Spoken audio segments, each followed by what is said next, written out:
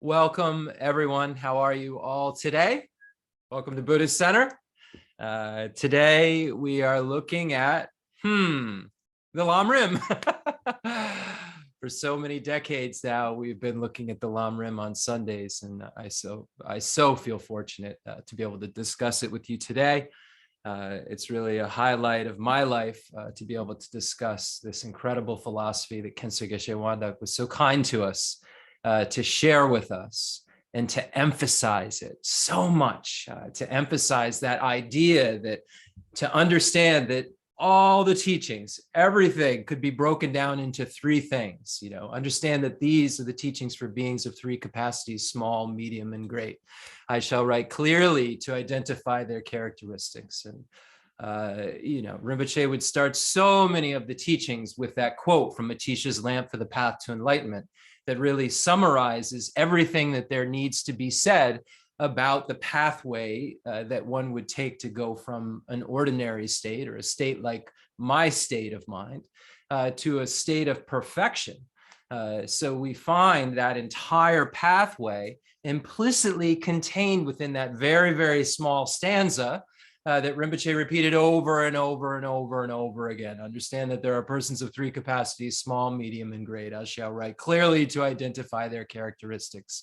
And then Atisha gives a little bit more of a chunk of information after that stanza about each of those kinds of participants in the spiritual path of small, medium, and great.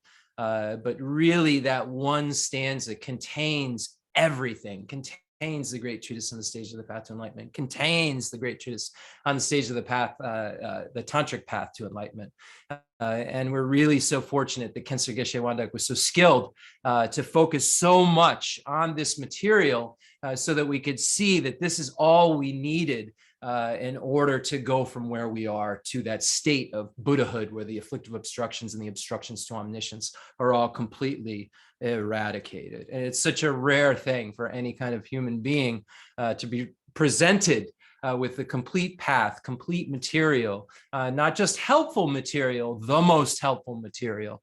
It's just so rare, and we were all so fortunate and are so fortunate to be able to be continually blessed by this tradition of Lam Rim, because of the kindness of the Tibetan Lamas and the kindness of the Nalanda Pandits and the kindness of Buddha Shakyamuni to come to this world, and motivated by altruism to benefit sentient beings, became the most reliable guide in the earth, or was the most reliable guide in the universe, and emanated here to display what we would need to do ourselves to become the most reliable guides in the universe. So however you look at it, whether you look at it as the transformation took place in that lifetime, depending on how you interpret it, or you look at it as the transformation took place long, long ago, and this was just a display of what transformation would look like.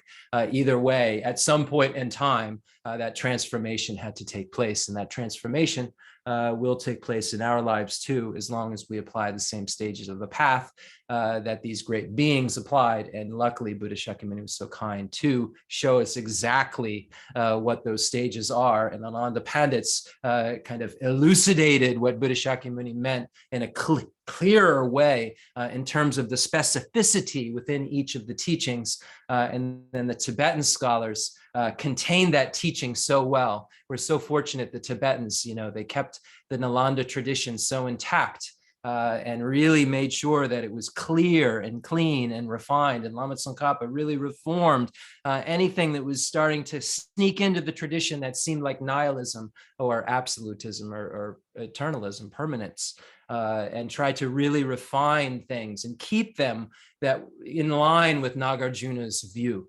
In line in terms of the view of emptiness with what Nagarjuna had presented. And Lama Tsongkhapa was so careful to really keep that intact, and the lineage all the way up to Khensur Gheshe Wangdak and His Holiness the Dalai Lama, and now studying with Geshe Dorje Damdu, that we have in our laps is intact and goes all the way back through the extensive deeds lineage, profound view lineage, all the lineage of blessings and so forth. And we end up at Buddha Shakyamuni 2,600 years ago. And all of these great beings that we mention when we talk about the merit field are our spiritual family. And we're so connected to them. We're, as connected to them as we are to the closest kind of being that we could ever be connected to, because they have our ultimate interest in mind. They care for us in the most complete way because they want us to be fearless and have complete bliss, and have a kind of recipe for us to achieve that state. It's not just some kind of a fake promise that's made to keep us motivated. There's an actual method that will allow us to achieve the same exact goals that these high kind beings have already achieved by relying upon the exact same thing that we will have to rely upon to achieve those goals. So before we get started, and before we get into any of the great treatises in the stages of the path to enlightenment or any of the prayers that we're going to do, let's do what we always do and get into the 7-point Vairocana posture, get our minds into a more realistic space. Let's try to get our minds as clear as possibly they can be. We're going to use some kind of tools, some objects of observation right now to try to help us get our minds to a more neutral, calm state, a place where we aren't running towards things or running away from things, and a place that's as clear and calm as possible. So we get into the 7-point Vairocana posture. We've gone over that many times, so I won't go over that exact posture, but let's just try to keep our back as straight as possible. Vertebrae like a stack of coins, as they say. And then we'll begin by focusing on the breath. So our focal point whenever we do any kind of meditation, when we do fixed meditation, becomes very important because it's what we're telling our minds to focus on. We are in control now. We're getting into the driver's seat. We're not letting our minds do whatever it wants to do, our mind do whatever it wants to do. We're telling it exactly what we want it to do. And the more times we tell it exactly what we want it to do, the easier it becomes to gain control of our mind, focus our mind in on the things that we want to focus them in on. It becomes beneficial in all kinds of ways in our daily life. It becomes beneficial when we go to read a book and we can really focus in on it. And then it becomes the most beneficial when we can get our minds calm enough to the place where we have what's called shamatha, calm abiding, and then take that and unite it with special insight and use that very, very, very, very calm mind to focus on the object of observation of emptiness. And then we get to the point where we use that very, very, very calm mind and that analytical mind to eventually then be able to see that emptiness directly. First, by having an inferential valid cognition that comes from this union of calm abiding and special insight. And then the dualistic appearances of subject and object become less and less and less. And the conceptuality, that kind of sign that's being used in order to induce that inference, becomes almost invisible to the mind, and then one breaks through that barrier of conceptuality into non-discursive awareness and sees emptiness directly and is able to focus on that object of observation in a direct yogic way, not relying on any kind of conceptuality or anything like that. So in order to eventually get to that point where we're actually engaging in liberating paths that cut the root of cyclic existence, we have to put in some work beforehand. We have to do some exercises with our mind to get our minds to the point where they're kind of pliable enough and can do what we want them to do enough to be able to focus in the highest way possible at the highest subject possible to achieve the highest aims possible. And those aims are, from the medium scope perspective, an abiding nirvana, and from a great scope perspective, a non-abiding or nirvana of Buddhahood. So we will need to be able to not only be wise enough, intelligent enough, but we'll have to have a calm enough mind that's clear enough to focus on that intelligence, if you will, that ultimate intelligence, to be able to get rid of those afflictions at the coarse, subtle level, and then at the level of imprint when we become Buddhas. So this is why we're engaging in these exercises. This is why we're doing the practice. So we're engaging in something that will will prove to be an antidote to all of our sufferings, to all of the kind of ceilings that we have on our happiness, even if we're in an abiding nirvana. It will cause us to be able to have complete bliss, but we have to put in this work. We have to engage in these exercises. We have to be able to learn how to calm our minds down. So this is one way that we can do it. We can use in our own private practices whatever objects of observation we wish, but we have to be able to tell our minds exactly what to do and get them calm enough to be able to, identify, ultimate reality directly. And that's going to take some work. If your mind works anything like mine, full of going here and going there, and I don't like this, but I really like that, and all this conceptuality that occurs, and conceptuality that can even convince me that I have a more profound view about things than I actually do. So we have to be very careful. And that's why we use all of these great works of the Indian Pandits and of Buddha Shakyamuni and so forth to use as a mirror to really check whether or not we're holding correct views. If we're holding the ultimate, most refined, correct view, we should be able to read through Nagarjuna and Chandrakirti and Lama Tsongkhapa's commentaries on these things with just complete ease and understand it without any kind of barriers to our ability to just read it as if we were reading maybe a comic strip. But if there's any of those barriers to our kind of fluency or our ability to read these things, then it means that we haven't studied enough. And if when we read it, there's this barrier, but we feel we're holding the final correct view, then our kind of reality isn't tallying with actual reality. And we're confusing ourselves with our own conceptuality. So it's important to reinforce our intelligence over and over and over again, and what we think we know over and over again with final views, and discover whether or not they are the final views, because they will have to become our final views, not borrowed final views, not something that we're saying, oh, well, I'll take this on. Your view is my view because I belong to this school. This is my school and this is my school's view. No, this will be your view, not your school's view. This will be your view because you'll have realized that this view tallies with complete reality in terms of what your mind thinks is the view and what Nagarjuna and these great masters present as the view. And you'll be able to discern why the lower tenets' views aren't complete enough, or other views, which seem so profound, maybe you're taking away a little bit too much and are falling into nihilism and not even knowing it. Here's another.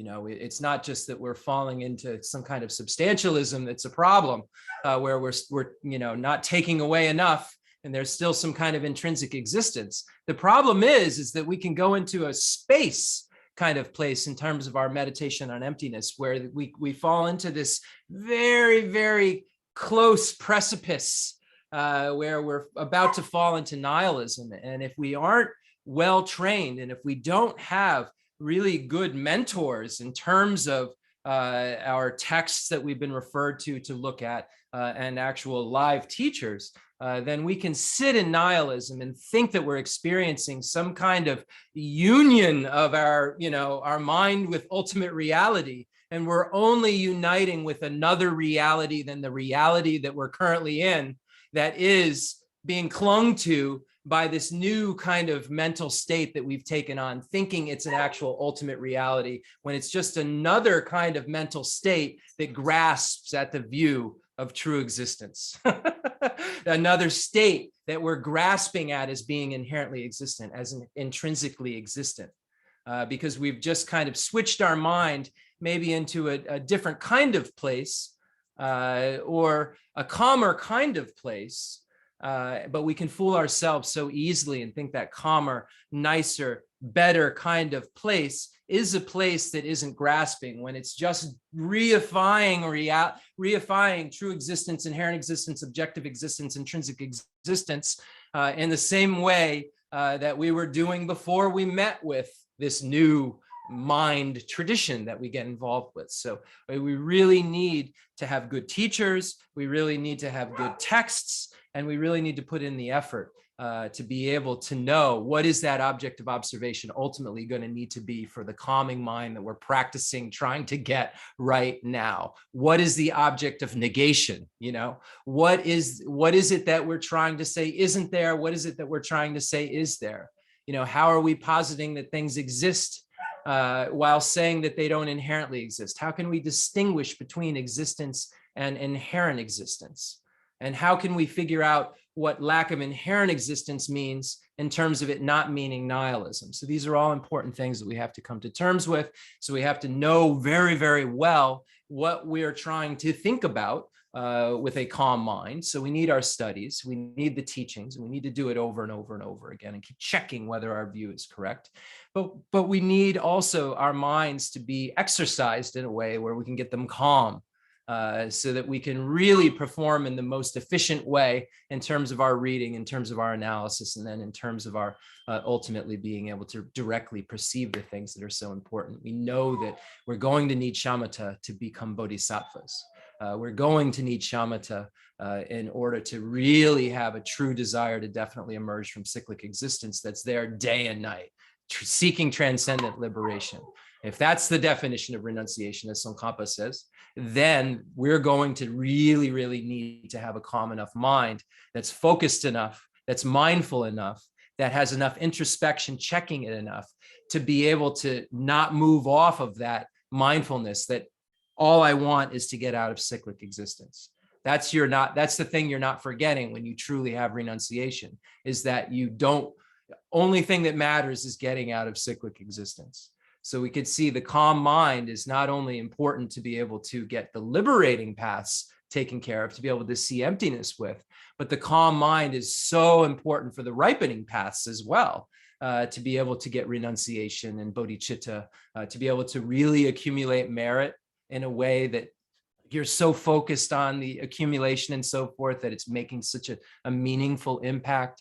When you're purifying, you're so focused on that purification that it has a really meaningful impact. So we see how a calm mind is so important for ripening paths and liberating paths, because it needs to be calm enough to really look at the correct object of observation of ultimate reality. But it also has to be calm enough and reasonable enough to be able to have some of these other things ripen and be meaningful, in a way that really saturates our mind, that really means so much to us that we feel it in our bones. And as our minds are calmer and calmer, we start to have those kind of sensations occurring because of how deeply we're able to look at these things, because our minds aren't a quarter there. Maybe we can get them 50% there, and 50% or 75% there starts to really make a difference in terms of how it impacts our mind. So enough about that. But I always want to, talk about why we're doing these things. Why are we practicing this little short meditation beforehand? It's so that we can practice this when we aren't here, so that every day we can do a little something to make our mind calmer, to make our mind wiser, to make our mind more compassionate. We can do that every single day. And the calmer our mind is, the easier it will be for us to gather that, or to become more compassionate, to become more intelligent. So it all kind of works together. And that's why we see in this section that we're in on the Four Noble Truths and the three highest higher trainings, why we need to, have ethical behavior, get our minds calm enough, and have wisdom in order to really achieve a severing of the root of cyclic existence. So into the 7-point Vairocana posture we go. And let's begin breathing in and out. So our focal object. So we said we're going to choose a focal object so that we're going to exercise. We're going to tell our minds exactly what to do. So in this episode, we're going to tell our minds exactly what we always tell them to do every Sunday and Thursday. We're going to focus on the breathing in, breathing out, counting of the breath on the exhale, and the front generation form of Buddha Shakyamuni at about eye height, thumb size, about an arm length away, beautiful and radiant, but static, not animated. So we have the front generation form of Buddha Shakyamuni. We have the breathing in, turning the breath around very gently, breathing out, and the counting. So we have 4 things: breathing in, breathing out, counting, and Buddha Shakyamuni. So we're going to make sure that our mind is only focused on those 4 things. We're not going to breathe in rapidly, too suddenly, or too slowly. Just going to do it in a very natural fashion, allowing our mindfulness to only focus on these 4 things. And if we see our mind becoming dull or tired, not being clear enough, or we see our mind scattering, we're going to rein it back in. What's going to see if our mind's scattering? It's going to be the spy in our mind, to see if our mindfulness is in place, to see if we're focused on the breathing in and out and the counting in Buddha Shakyamuni, or if our mind's scattering. Is our mind becoming excited? If it is, introspection will catch it. Mindfulness will grab back the focal object of the breathing in and out, the counting, and Buddha Shakyamuni. If that dullness or sleepiness occurs, introspection will catch it. Mindfulness will grab the object of observation back, will grab the focal object of the breathing in and out and the counting of Buddha Shakyamuni back. So it's important for us to remember we have our body posture, we have the focal object, we have the negativities that can occur of scattering or dullness, and then we have the antidotes to those negativities, the spy checking and the mindfulness bringing back the focal object. So let's sit with that and breathe in and out and count and look at that image in our minds for just a moment to get our minds to a calm place.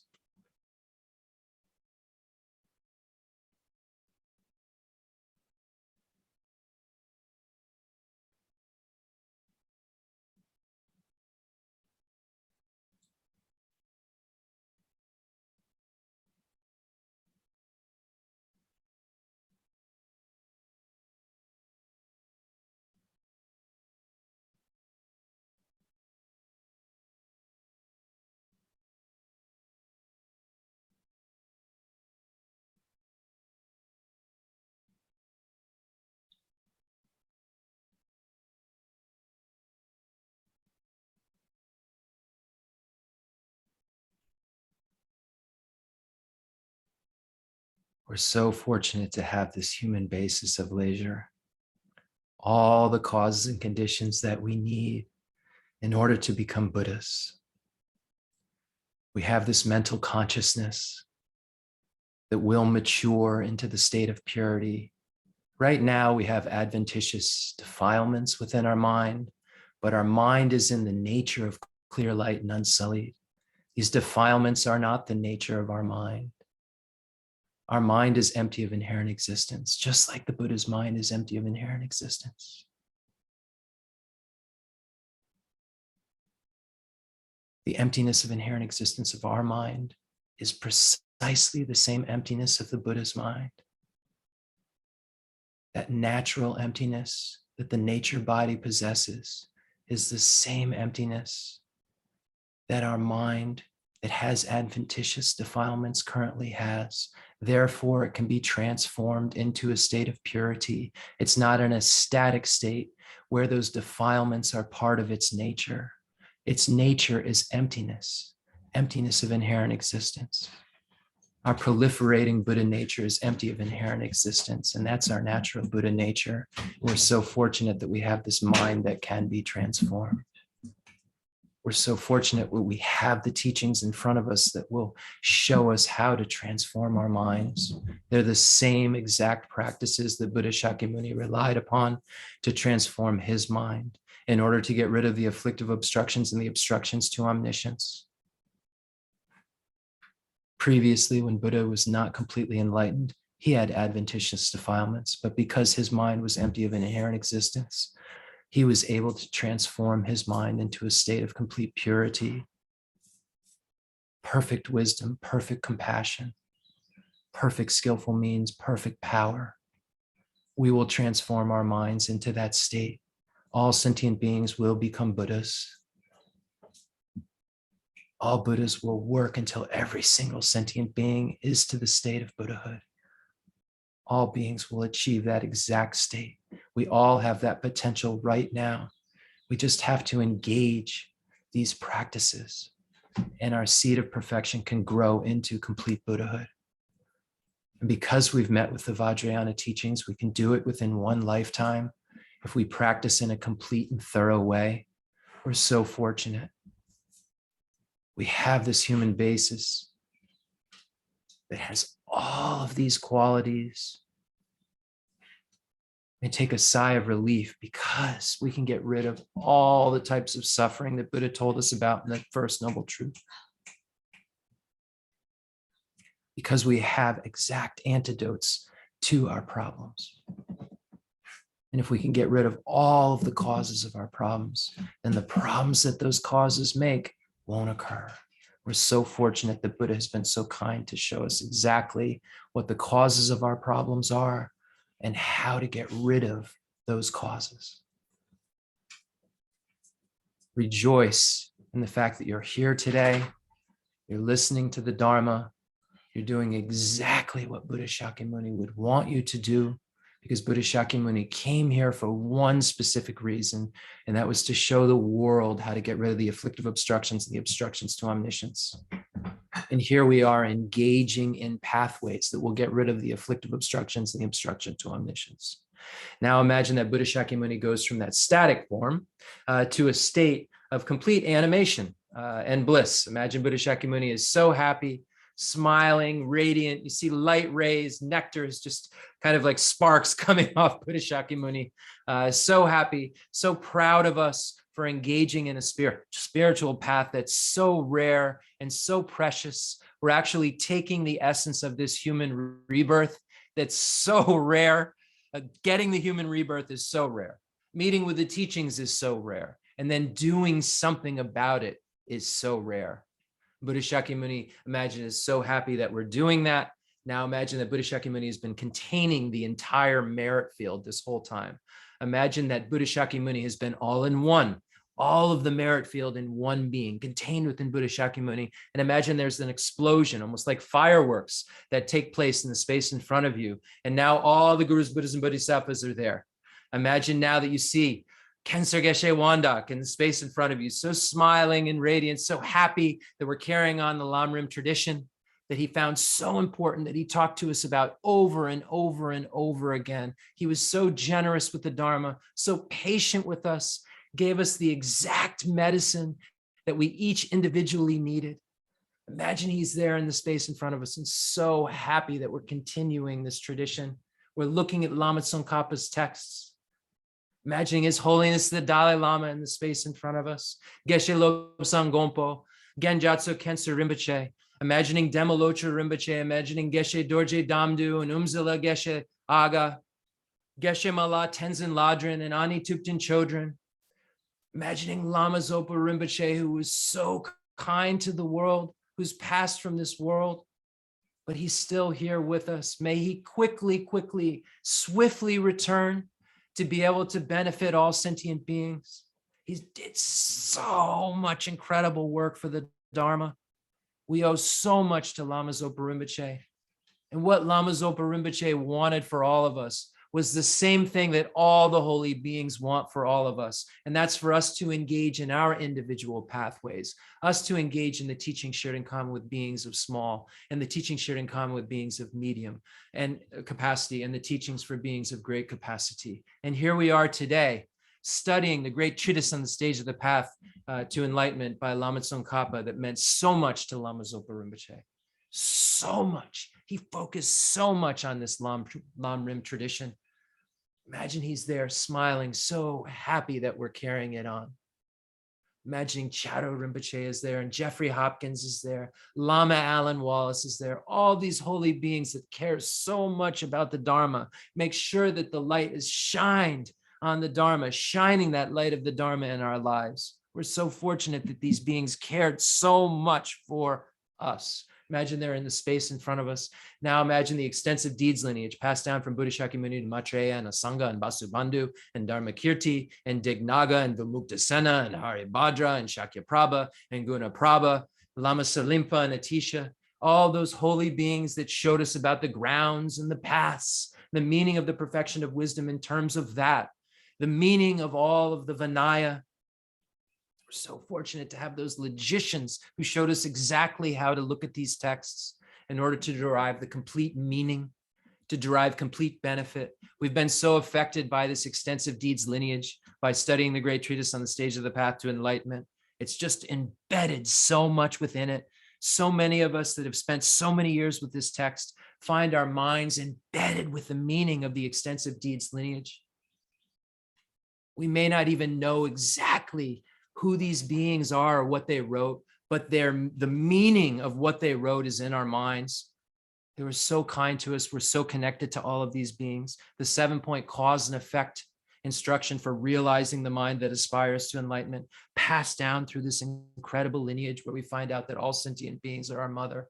Remember their kindness, wish to repay their kindness, have love through the force of attraction, great compassion, the extraordinary attitude. And then we develop that beautiful jewel, that entrance into the Mahayana of bodhicitta. We've heard this teaching so many times because we're so connected to the extensive deeds lineage. Now imagine all of the beings of the profound view lineage in the space in front of you, passed down from Buddha Shakyamuni to Manjushri and Nagarjuna and Buddha Palita and Chandrakirti and Arya Deva and Shanti Deva and Baba Vega and Chandarashita and Kamala Shila. All these beings' names we've heard because of the kindness of our teachers, the kindness of His Holiness the Dalai Lama, kindness of Khensur Gheshe Wangdak and Geshe Lobsang Gompo. We've heard these beings' names. We've heard of the Madhyamika Prasangika view of emptiness that Nagarjuna made so clear for us, and Chandrakirti made so clear to us, and Lama Tsongkhapa clarified so clearly for us, and Khensur Geshe Wangdak was so kind to show us. We're so fortunate that we're connected to all of these holy beings. Imagining also Lama Salimpa and Lama Atisha in this part of the lineage too, because we know that both teachings on bodhicitta, the teachings on bodhicitta that come from the profound view lineage and the extensive deeds lineage, the 7-point cause and effect for realizing the mind that aspires to enlightenment and equalizing, exchanging self with others, practice that comes actually from the profound view lineage, are both held by Lama Salimpa. So we see Lama Salimpa there in the space, also in the profound view lineage, passing down that holy lineage to Lord Atisha, then the masters of the lineage practicing blessings, imagining Vajradhara, the space in front of you, imagining Saraha and Matripa and Tilopa and Naropa and Lotsawa Marpa and Milarepa and Gampopa, who wrote that incredible ornament, jewel ornament for liberation, that incredible Lamrim text, the Kaju tradition. We're so fortunate that all of these teachings have trickled down to us.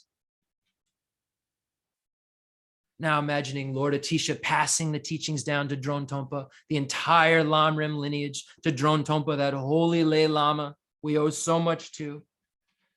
We know so much of what we know because of that passing down from teacher to student that took place from Atisha to Drone Tompa, and then the 3 Kadampa lineages, the old Kadampa lineages.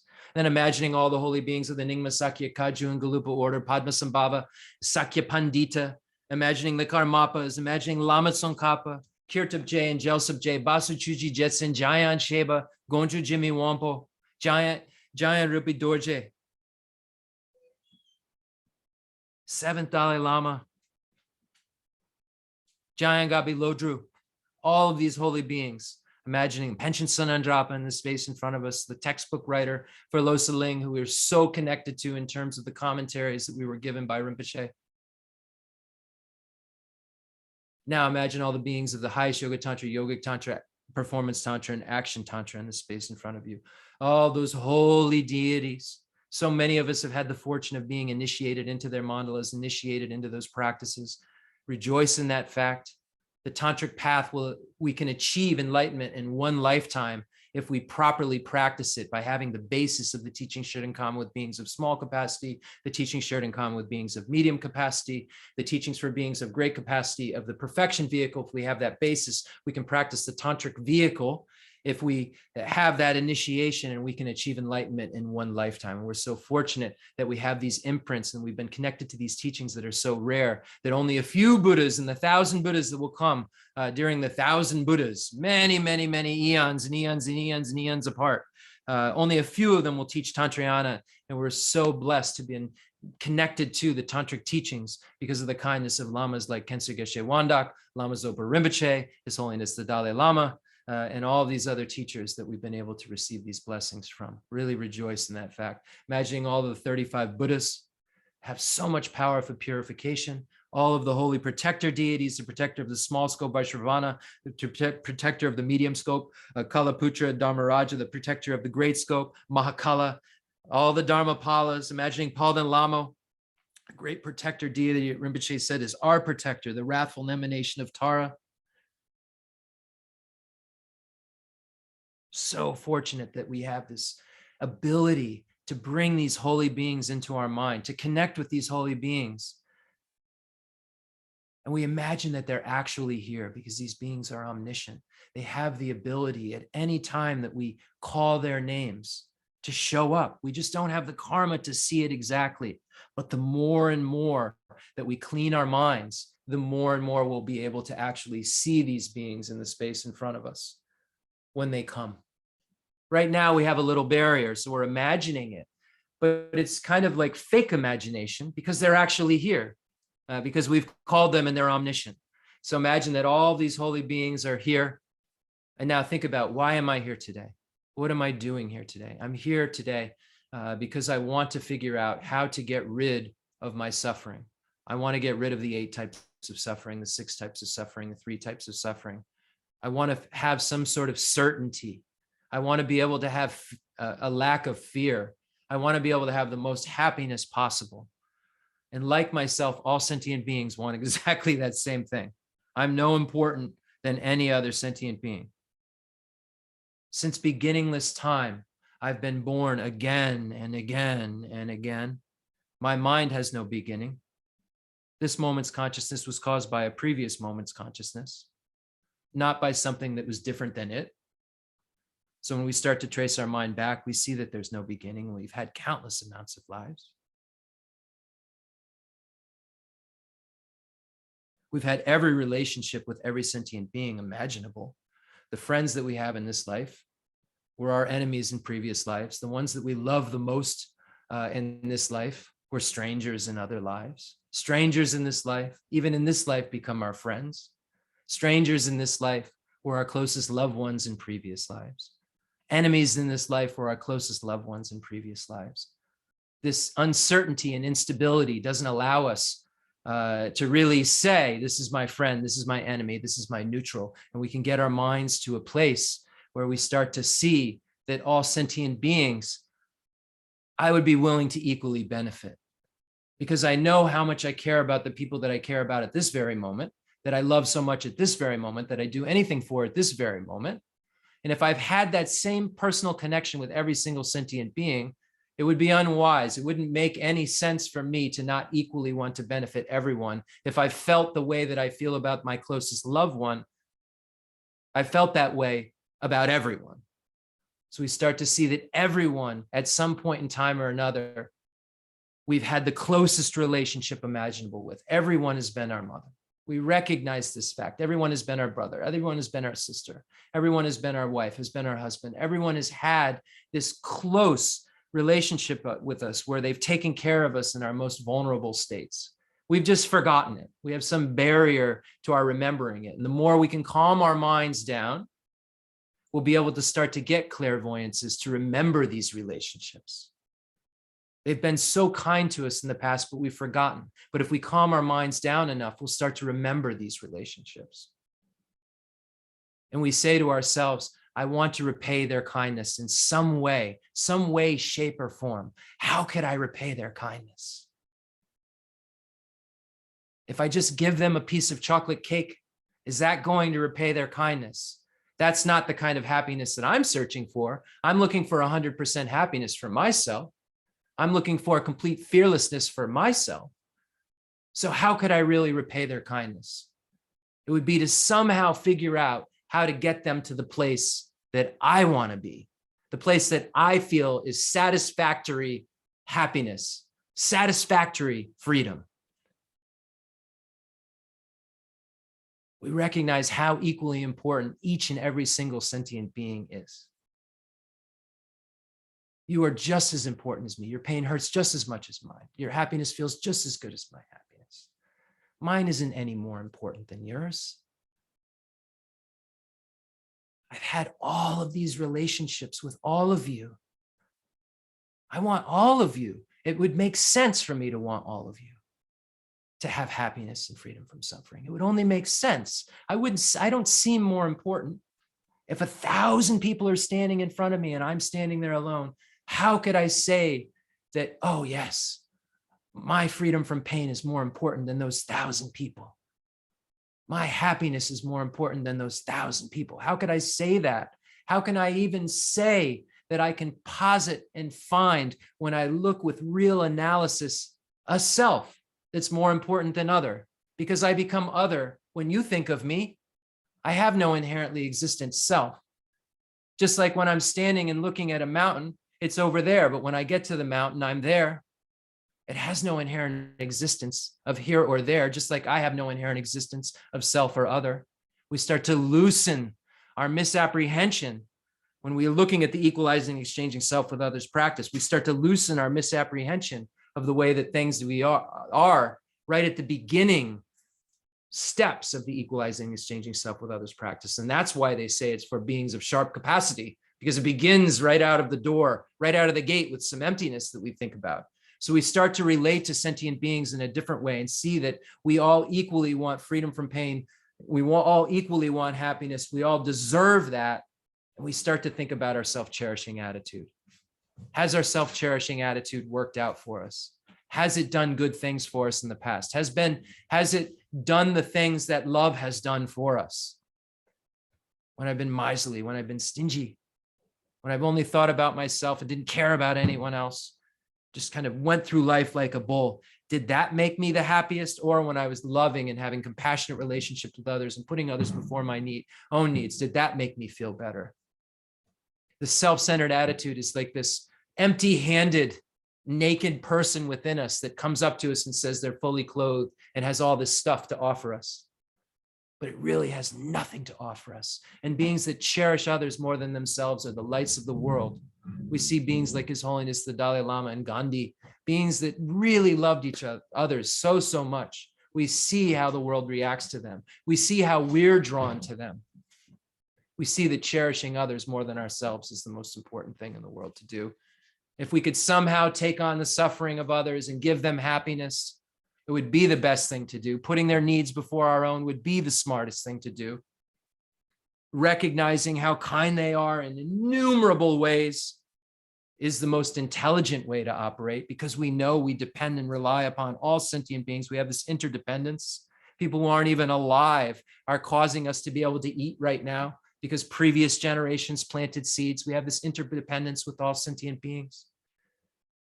They're so kind to us. We start to make our minds so much bigger, seeing their kindness, starting to infuse it with this understanding that sentient beings are suffering, sentient beings are impermanent, and sentient beings are empty of intrinsic existence. I'm empty of intrinsic existence. My thought about sentient beings are empty of intrinsic existence. And we see that I must do something for these sentient beings that are impermanent and empty of intrinsic existence, just like me.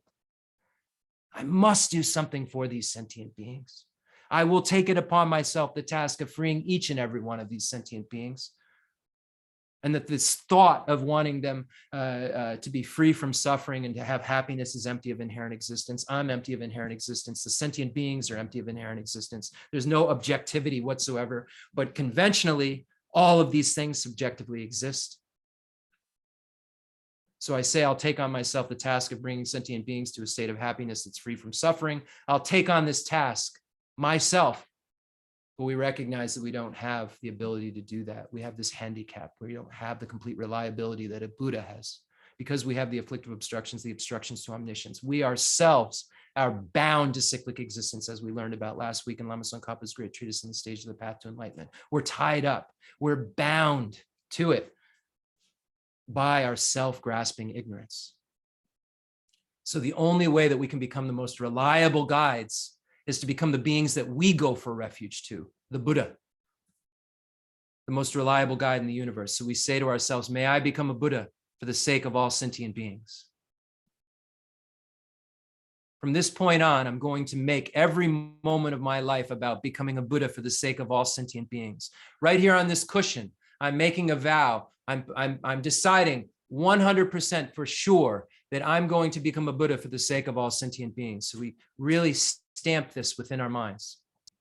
This is going to take a lot of work for us to be able to get our minds to a state where we have perfect wisdom, perfect love, perfect compassion, perfect skillful means, perfect power. This is a long way away from the place that I sit right now. But I can start to engage in imagination. I can start to work on my mind to get it to transform to the state where I could be able to actually connect with all sentient beings in the way that bodhisattvas and Buddhas do. So I start practicing and acting as if, so that I can eventually make it the way that my mind works, and my mind won't have the barriers to actually succeeding in helping. So we start to do exercises and start to engage our mind in ways that we imagine we're doing the same things that bodhisattvas and Buddhas do. So imagine, how could we help all of these sentient beings that we just thought about, all of these beings that want happiness and want to be free from suffering, all of these beings that are plagued with the 8 types of suffering and the 6 types of suffering and the 3 types of suffering, just like me. All sentient beings have to have birth, aging, sickness, and death, separate from pleasant things, meet with unpleasant things, not get what they want, and have suffering of the mental and physical parts of us. All sentient beings have that. How could they be free from it? Well, the same way that I would be free from it is to be able to hear these teachings, to be able to have the wisdom arisen from hearing, analysis, and meditation. So we imagine that we bring all sentient beings here because we have the whole merit field here with us. We have all the holy beings that we've just imagined are in the space in front of us. So we're imagining now that all of those beings who will become holy beings, because all beings will become Buddha, are now brought here, and we brought them here, and we're leading them in this prayer. We're leading them in the prayers that we're about to do. So imagine we bring all the hell-hungry ghosts and animals here. We see the animals with our own eyes. These other realms we have to read about, but we see the animals with our own eyes. And so we imagine that we bring all of the different animals that have to live in the sea and live on the land and live in the sky, and all of the bugs and the ones that live in our bodies, you know, in our feces, all of these poor beings that are in lower realms. We imagine that we bring them all here, and that the suffering that they're having to experience at the moment that they're having it, whether it's the suffering of just dull, of being ignorant, or the suffering of having to be like a servant if they're, being led around like a cow or a horse or something led to slaughter, or if they're constantly living in fear of being eaten alive by something bigger than them. We see all of these various sufferings of the animal realm. And sometimes we look at it as cute. We look at it as kind of a nice, cuddly realm. But I always have to remember that this wonderful, cuddly dog that I find just so compassionate and so loving, and I sleep with and I pet, the minute I let it outside, its first instinct is to kill a chipmunk, is to murder something. So we see that there's some barrier to kind of knowing the right thing to do in that animal realm. And we imagine that that kind of like that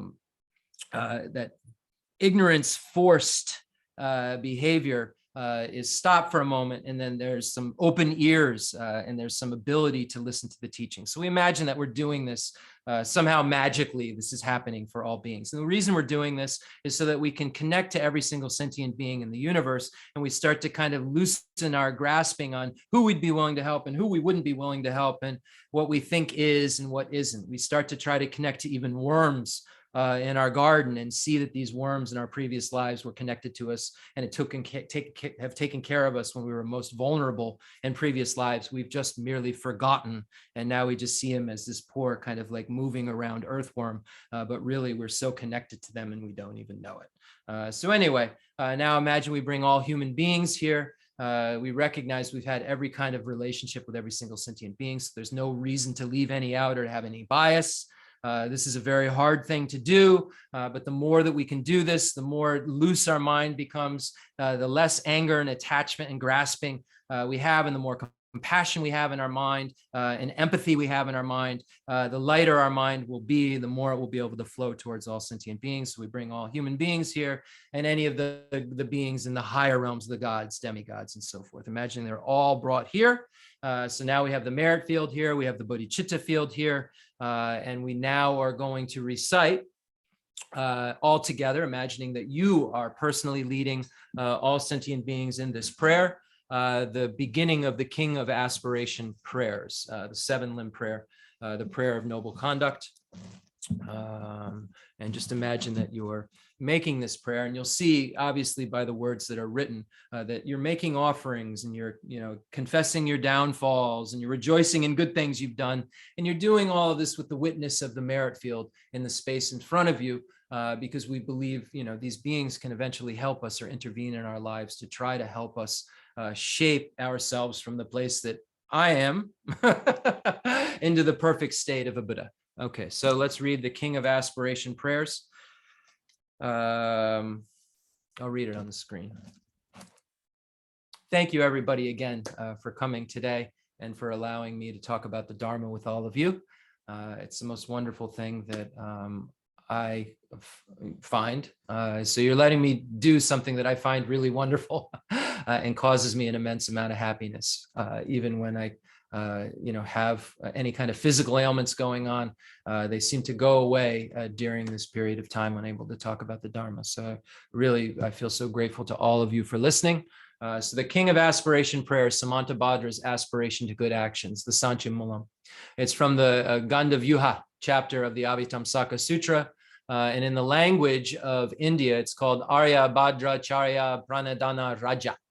In the language of Tibet, it's called Papa Zampo Chupe Molandi Jelpo. In the English language, it's called the King of Aspiration Prayer, Samantabhadra's aspiration to good actions. So the translator's homage. Homage to Manjushri, the youthful. Of course, Manjushri is the Buddha of wisdom. Okay, so now we'll do the 7 limbs, the 7-limb prayer. And I don't know if we've corrected it, but I will say where the sections break. If there's any difference than the PDF that's up on the screen. Excuse me. Let me take a sip here. I talk a lot.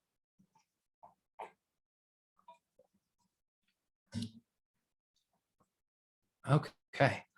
Prostration or homage to all the Buddhas, the lions of the human race, and all the directions of the universe through past and present and future. To every single one of you, I bow in homage. Devotion fills my body, speech, and mind.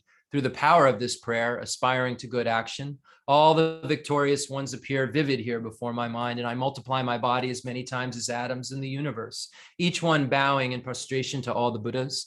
And every atom presides as many Buddhas as there are atoms, and around them all their bodhisattva heirs, and I so imagine them filling completely the entire space of reality, saluting them with an endless ocean of praise, with the sounds of an ocean of different melodies, and sing the Buddha's noble qualities and praise all those who have gone to perfect bliss. Now we go to offerings. To every Buddha, I make offerings of the loveliest flowers, beautiful garlands and music and perfumed ointments and parasols, the brightest lamps and the finest incense. To every Buddha, I make offerings, exquisite garments and the most fragrant scents, powdered incense heaped high as Mount Meru, arranged in perfect symmetry.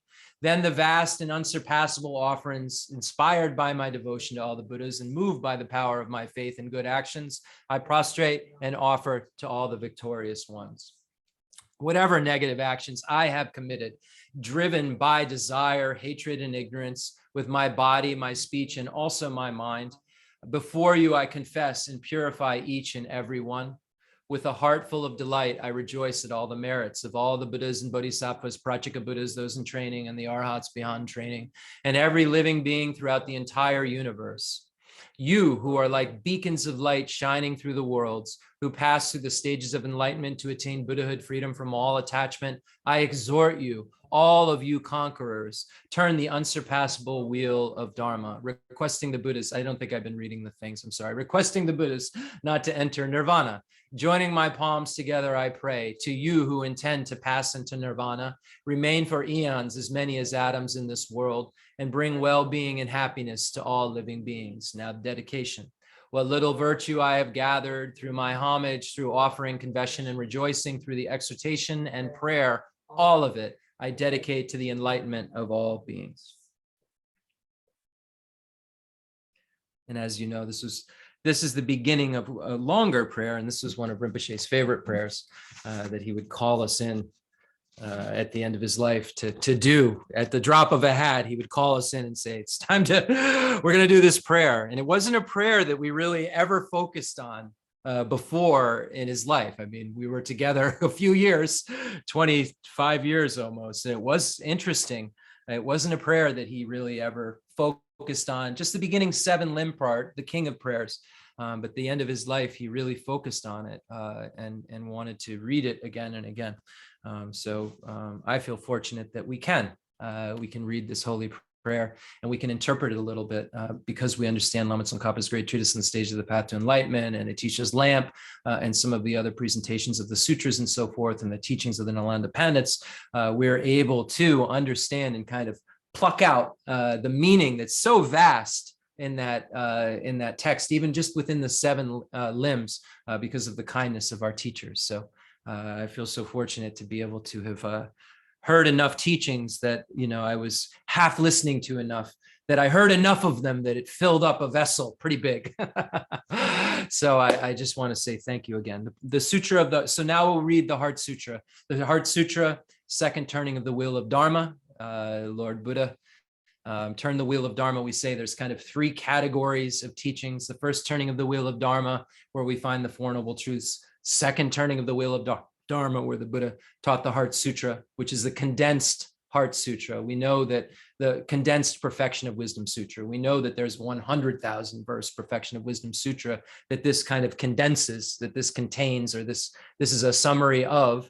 But we say that at the second turning of the wheel of Dharma, the Buddha presented the Heart Sutra at Vulture Peak Mountain in Rajagir. So this is from the second turning of the wheel of Dharma, where the Buddha presented the final view, the ultimate truth of reality, the way that reality has no objective existence, no intrinsic existence. It subjectively exists. It's not that it doesn't exist. It just doesn't ultimately exist. It doesn't ultimately exist because it doesn't objectively exist. Things don't exist from their own side.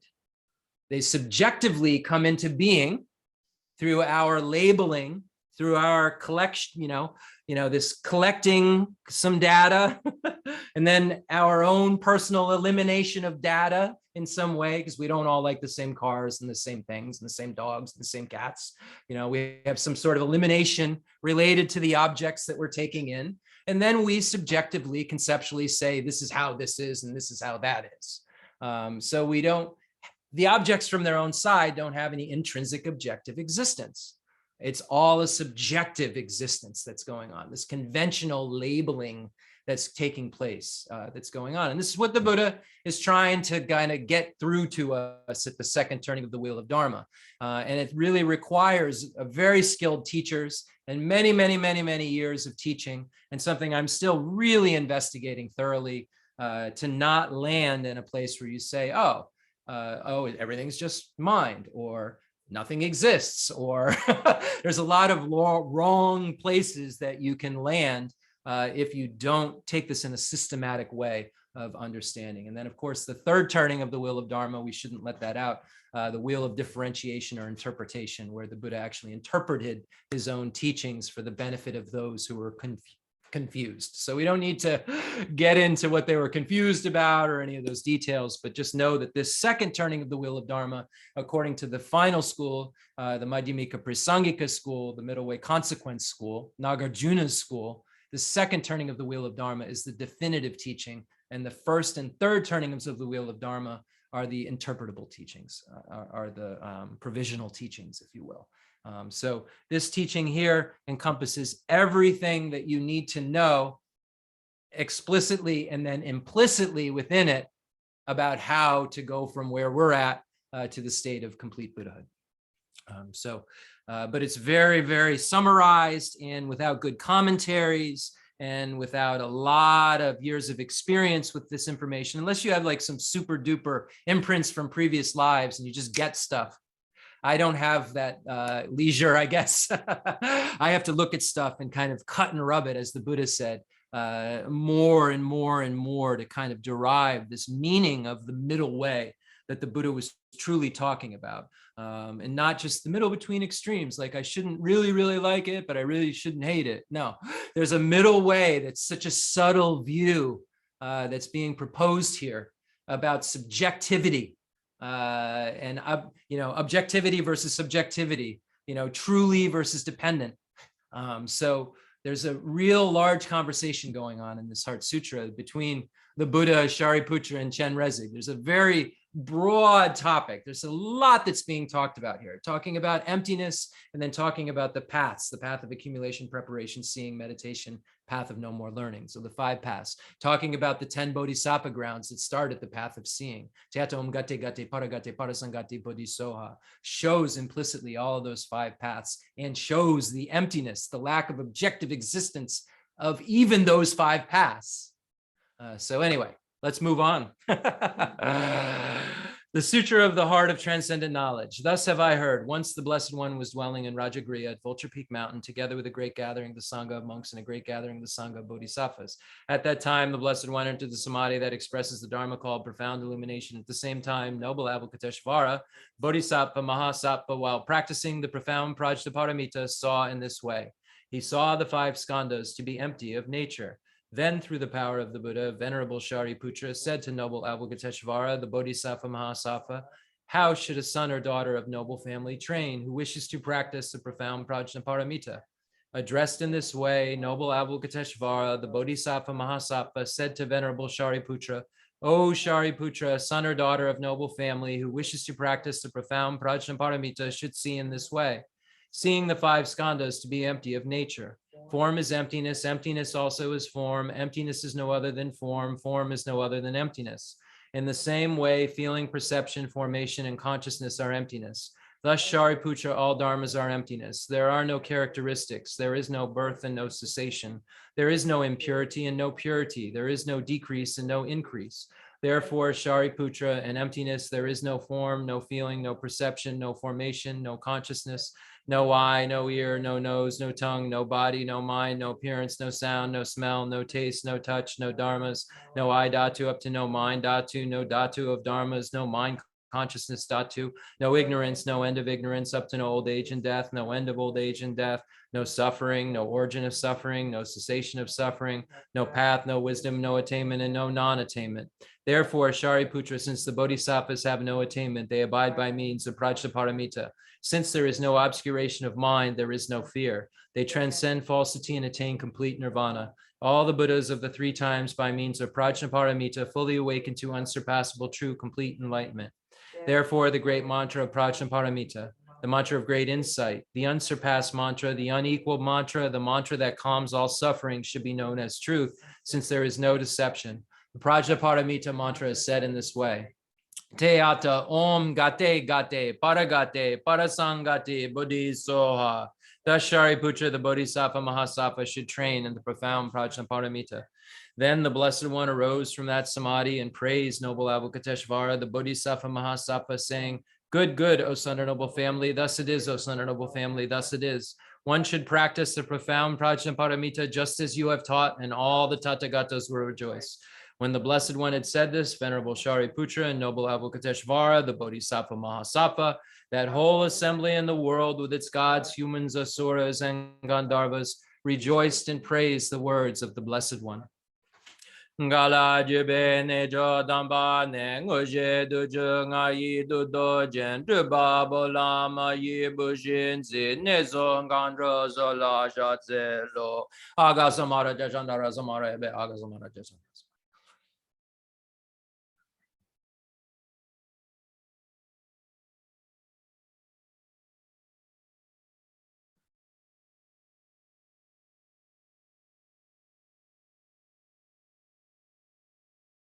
Aga samara tajadara samara yabe de ata on gate gate paragate parazangate buddhizo papa gonja zonji gae dimbe doji she lobo doji mebo doji shewa doji jagi baji medu beja doji chedin koriye so geri nja je shewa dan medan de jandan de wa dan ba donji bozo onjo ji daji de jandan da de le jo.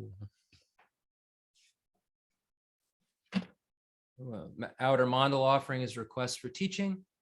Making this offering, imagining you're leading all sentient beings, imagining you're offering it to person teaching, but all the way back to Buddha Shakyamuni, that entire lineage, Khensur Gheshe Wangdak, back to his teachers and their teachers and their teachers. And we know that it's an unbroken lineage that goes back 2,600 years to Buddha Shakyamuni. And we know that these truths haven't been manipulated because we can check them ourselves. We're not just told to believe them, we can check them ourselves. We're so fortunate to have this lineage that's so clean because each and every one of the individuals passing it down checked it to themselves and were not satisfied with partial instructions. That's why we're able to be here today. So really think about the kindness of these teachers not being satisfied with partial instructions, not just having blind faith, not just believing in anything because somebody said it, listening to what they said and then checked it. And once they checked it enough to really know it, they helped us by showing it to us. That's what we're making this mandala offering to, this perfect universe, perfectly happy beings in it. We're imagining just this wonderful, wonderful, wonderful universe we're offering to all of these holy beings as a request to be able to teach us, to show us how to move further in our spiritual life so that we become those holy beings, so that we can get rid of our anger and attachment and ignorance. The fundamental ground is scented with incense and strewn with flowers, adorned with Mount Meru, the 4 continents, the sun and the moon. I imagine this as a Buddha land and offer it. May all sentient beings enjoy this pure realm. Holy Lamas high, wrap the sky of your Dharma bodies in massive clouds of knowledge and love, and let them pour upon the earth of your disciples as we are ready, a shower of rain, the teachings deep and wide. I send forth this jeweled mandala to you, precious Guru. I take refuge until I am enlightened. Again, just for anybody who's new, because I know on all these different applications and so forth, I know everybody on Zoom knows, but we're going to say the prayer of refuge in bodhicitta. Here, this prayer of refuge is special because it's not only going for refuge so that you can become free from your suffering, so that you can achieve nirvana. It's going for refuge with a special purpose so that you can become a Buddha, so that you can become the most reliable guide in the universe to people who are suffering. Like you are now, you eventually won't have to suffer, and then you can help beings not have to suffer by showing them exactly what you did in order to not suffer. So within this prayer of refuge is that sentiment that I'm going for refuge right now. I'm seeking guidance. It's really just seeking guidance in something that's reliable. I'm seeking guidance in something that's reliable right now so that I can become reliable and become the most reliable guide in the universe so that everyone can experience fearlessness and bliss and happiness. Not that I have that now, that's what I want, but I'm gonna do it, and I'm gonna do it in such a way that I come out the other side so that I can help everyone who hasn't done it before me. Something to that effect. So this is a special refuge.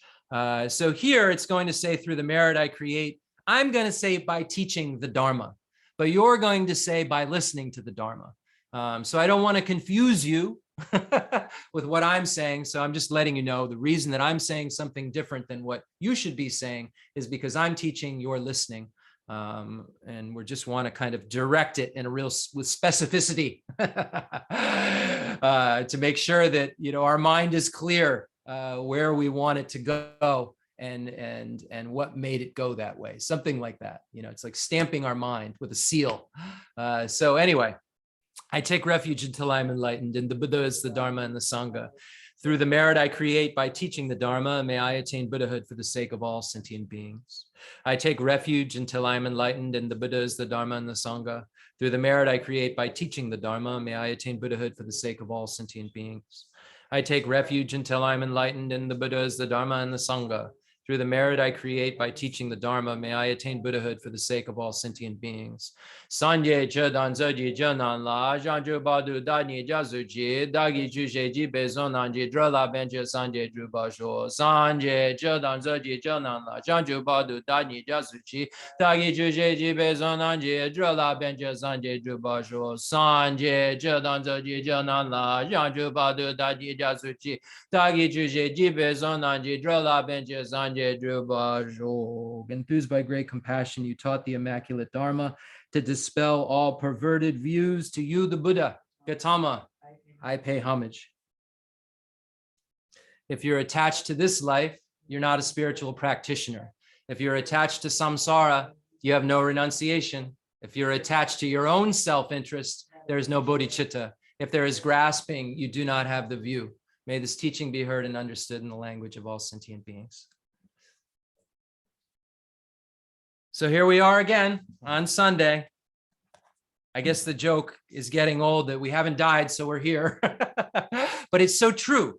We made it. We woke up this morning. It's so amazing. So many people didn't wake up this morning who passed away, even today or yesterday or a week before or 2 weeks before. Some of us have our close friends who left this world. I know some of you on this screen whose close friends left this world. But we at this very moment haven't. We at this very moment have an opportunity to engage in a pathway where we can become happier beings, where our minds can be lighter, and we can then, face that time when it comes our time with dignity and be able to cross from this life into our next life with a calmness of mind and with a connectedness, connecting to something that will project us into goodness, as opposed to what most ordinary beings do. And that is, don't believe there's going to be a time of death. Don't think about it whatsoever. Get to it and are totally surprised and terrified, and then have to make that transition from life into the next phase, because consciousness has no end, in complete panic and fear, and without any kind of real not really driving the car, just letting panic and fear drive things. And think about in your own life right now, when you're panicked and you have fear, or you have anger, or you have a large amount of attachment, like, why me? Think about how good your decision making is. So if there is a future life and the time of death is the kind of transition from this life into your future life, whatever it may be, that time seems pretty important, because look at how actions create results. Think about cause and effect in your own life. Think about what those states of mind of fear and stress and anxiety create for you in terms of your next moment of experience, without even looking at it, the severing of a life. Just look at when the arisal of anger and fear and animosity and terror, these things that come up in your mind come up. Think about that next moment after they come up, what kind of actions you're going to engage in, where your mind is at, how focused it is, how ready it is for battle, if you will.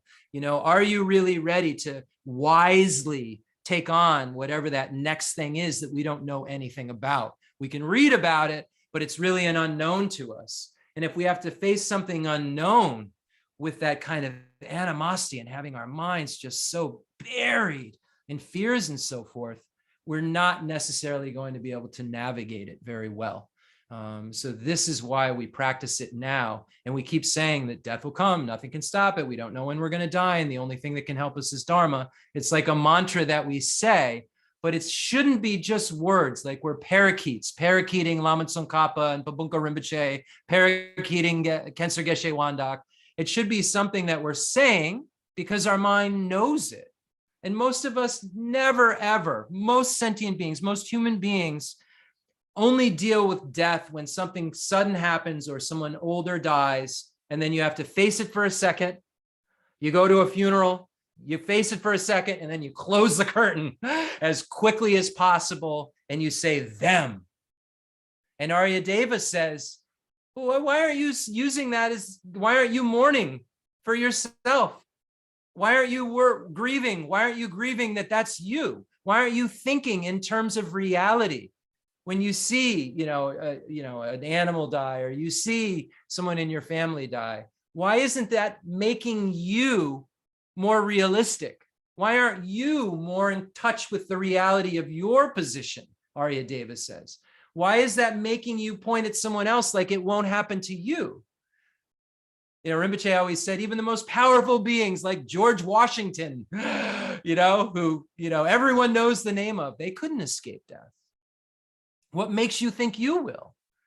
So these teachings aren't supposed to be something just to be mimicked. They're supposed to be something that we integrate in our lives. They become the reality of our lives. And then that reality shapes how we act and react. Because if there is a future, and if we carry with us our good and bad actions, and our good actions create happiness and bad actions create suffering, if that's all we really carry with us, and carry with us our mental state, then when someone is passing, we should say, are we ready? That should be the first thing that comes up. Not, oh, I feel so bad that they aren't here anymore. They're gone. Feel so bad for you. This is where you're headed. Are you ready? Is this ready? Is this something you're ready to do? In whatever way it comes. Are you ready for it to be quick? Are you ready for it to be long and drawn out? I mean, I see in my own life, I can do all these practices and meditation and I'm ready in this. And then I go, my back starts hurting and I go get some MRIs and I have bulging discs and herniated discs. And now, now it's really hard for me to study. And it's harder for me to sit and practice what I could just sit and be like a rock star on a meditation cushion and just direct my mind. All it takes is for me to go like this the wrong way. And now suddenly my mind is right at the pain, right there. So distracted. Was I thinking 3 months ago when that wasn't there, I better practice now because there could be something debilitating that's going to happen. That's going to make it hard for me to study and practice. Was I thinking like that? I mean, I had the general idea, death will come and nothing can stop it. But was I thinking like, even if I'm alive, there may not be the circumstances for me to take advantage of the moment that I have right now, take advantage of the things that I can take advantage of right now. Really makes me think about that.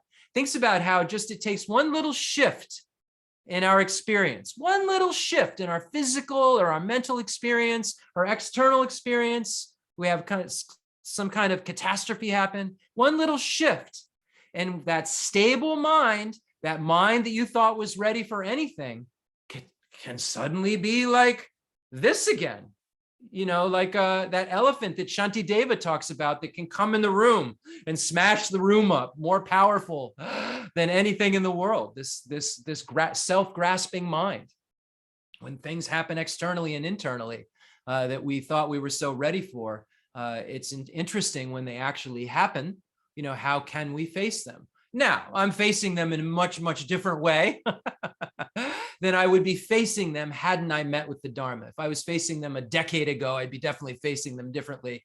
2 decades ago, all bets are off, right? How I'd be facing these adversities.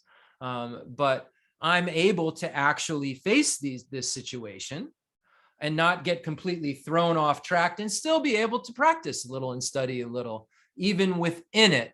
Whereas before, if I hadn't been trained, if I hadn't studied these things, I would have looked for anything whatsoever to just make the time pass until, I felt better or something like that. Instead of making use of this time, taking the essence out of this life. We only have right now. Okay, your back hurts. Well, you're still going to die. And the only thing that can help you is Dharma. So then what? So what do we do? What's the conversation then? What's the internal dialogue? Okay, so this hurts and you can't do it the way you could do it. But does that mean you can't do it at all? So we have to really, really take our current circumstances and take the essence of this life in those current circumstances, however we can. And then at the most peak of potential that we can give each of those moments, because we don't know if we're going to have the same peak of potential tomorrow. Our peak may be a little lower, and then a little lower, and then we die. And the only thing that we carry with us are the white and black actions that we did, the virtuous actions, the non-virtuous actions, the wisdom that we've acquired, the calm mind, whether we have a calm mind or not. When we're laying there and we're on a machine or something like that and it's beeping, we know, what's about to come. Are we just completely ready for the next episode? Or are we looking back at why am I not in the episode that's ending?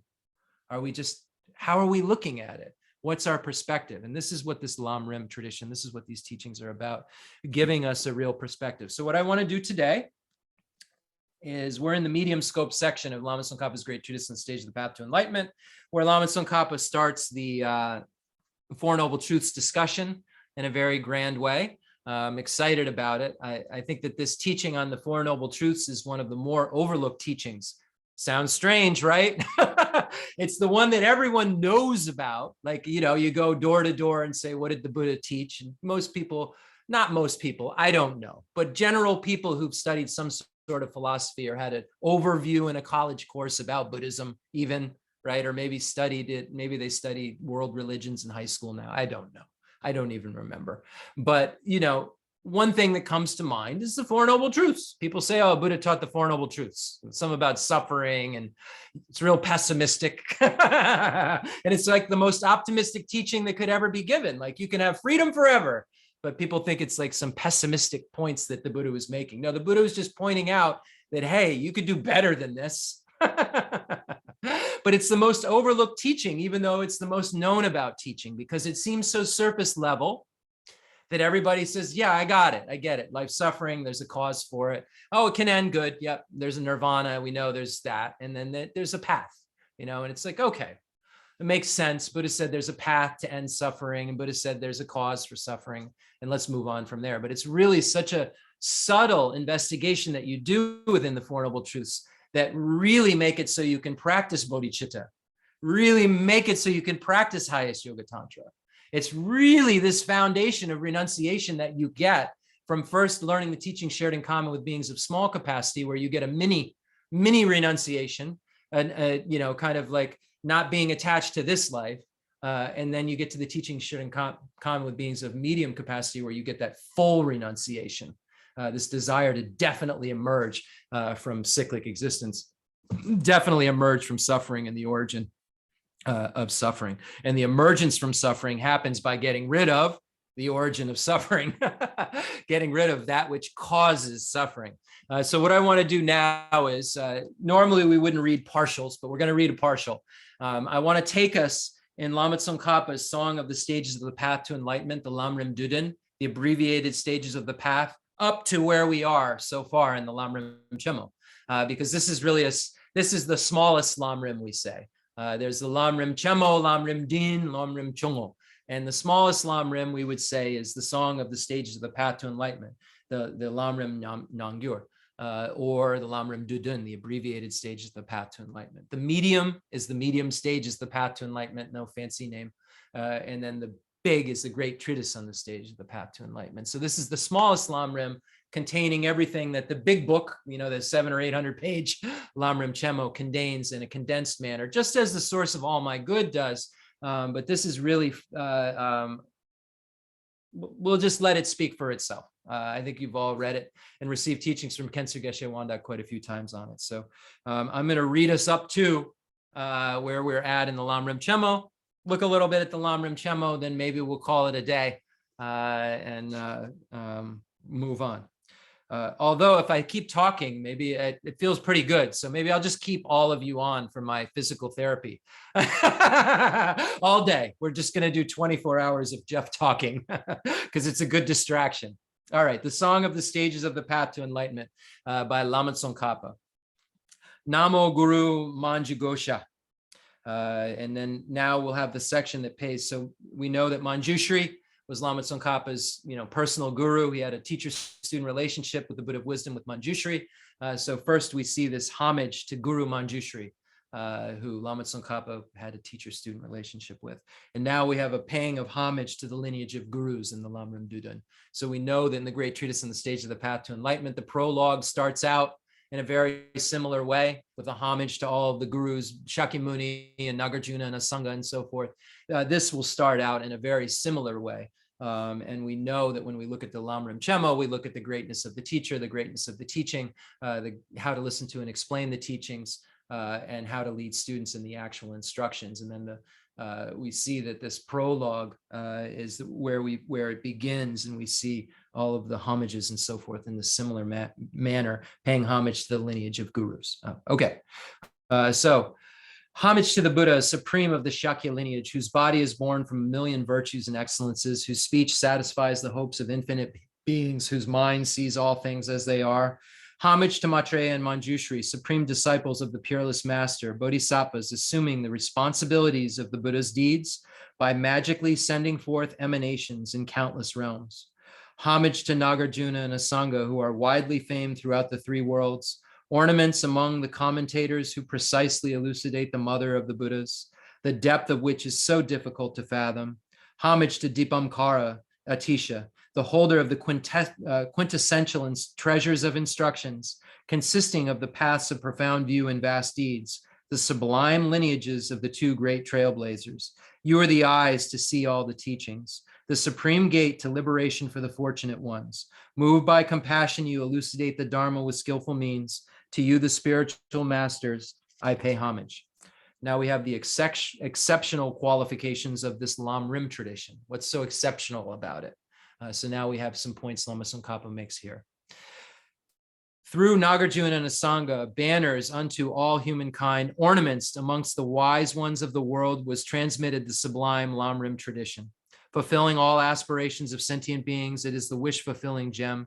Being the confluence of 1,000 streams of teachings, it is also an ocean of eloquent speech. Through it, all doctrines are perceived as non-contradictory. All teachings arise as personal advice. The intent of the Buddha is swiftly realized. One is protected from the precipice of great negativity.